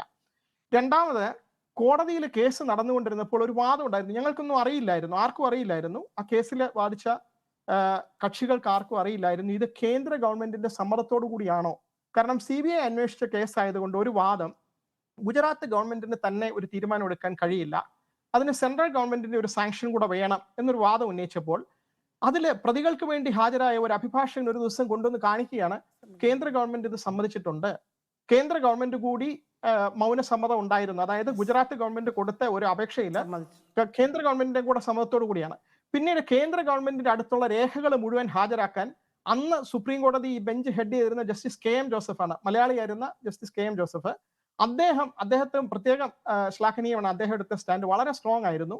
അപ്പൊ ആ ബെഞ്ചിൽ നിന്ന് വിധി വരാതിരിക്കാനായിട്ട് മാക്സിമം ശ്രമിച്ചിരുന്നു. അന്ന് ഗവൺമെന്റിന്റെ അഭിഭാഷകരെ, സോളിസിറ്റർ ജനറലൊക്കെ മാക്സിമം മാറ്റി കൊണ്ടുപോകാൻ ശ്രമിച്ചു. അന്ന് അദ്ദേഹം വളരെ സ്ട്രോങ് ആയിട്ട് കണ്ടംപ്റ്റ് എടുക്കൂ എന്നൊക്കെ പറഞ്ഞപ്പോഴാണ് ഇത് കൊണ്ടുവരാൻ അവർ ബാധ്യസ്ഥരായത്.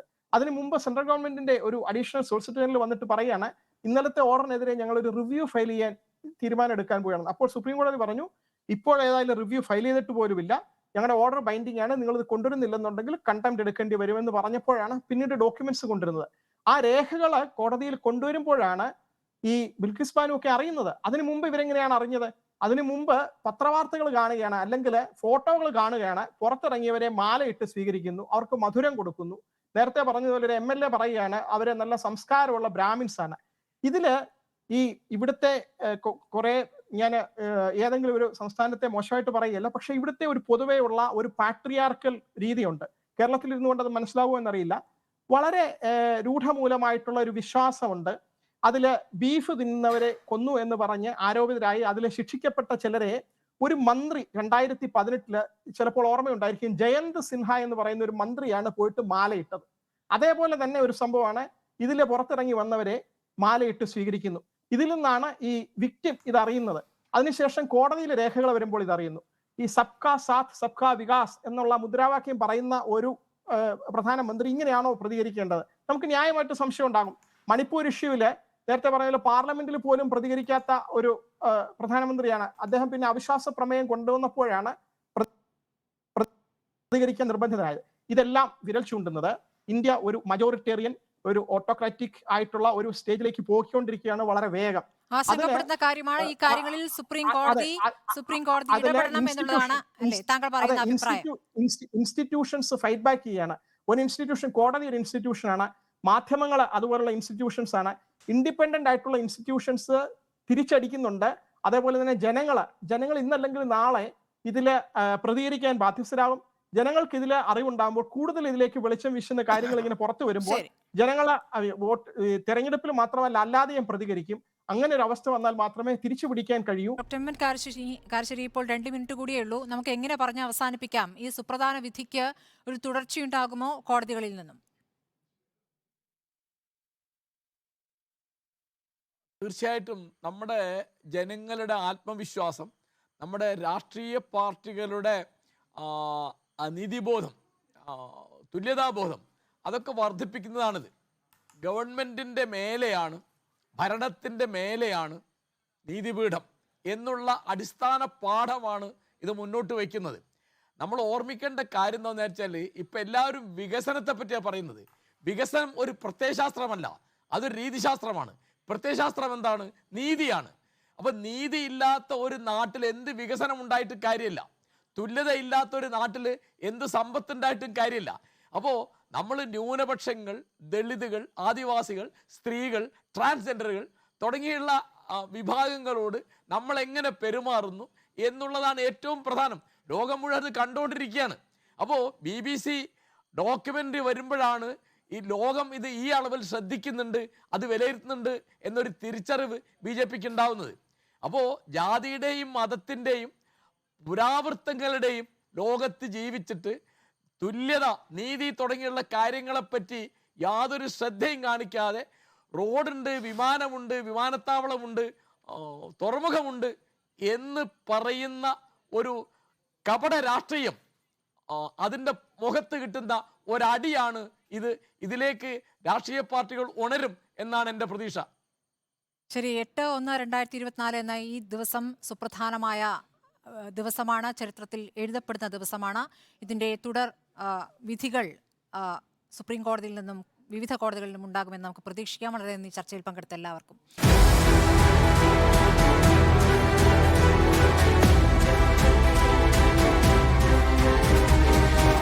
ഡിബേറ്റ് വിത്ത് സ്മൃതി പരുത്തിക്കാട്.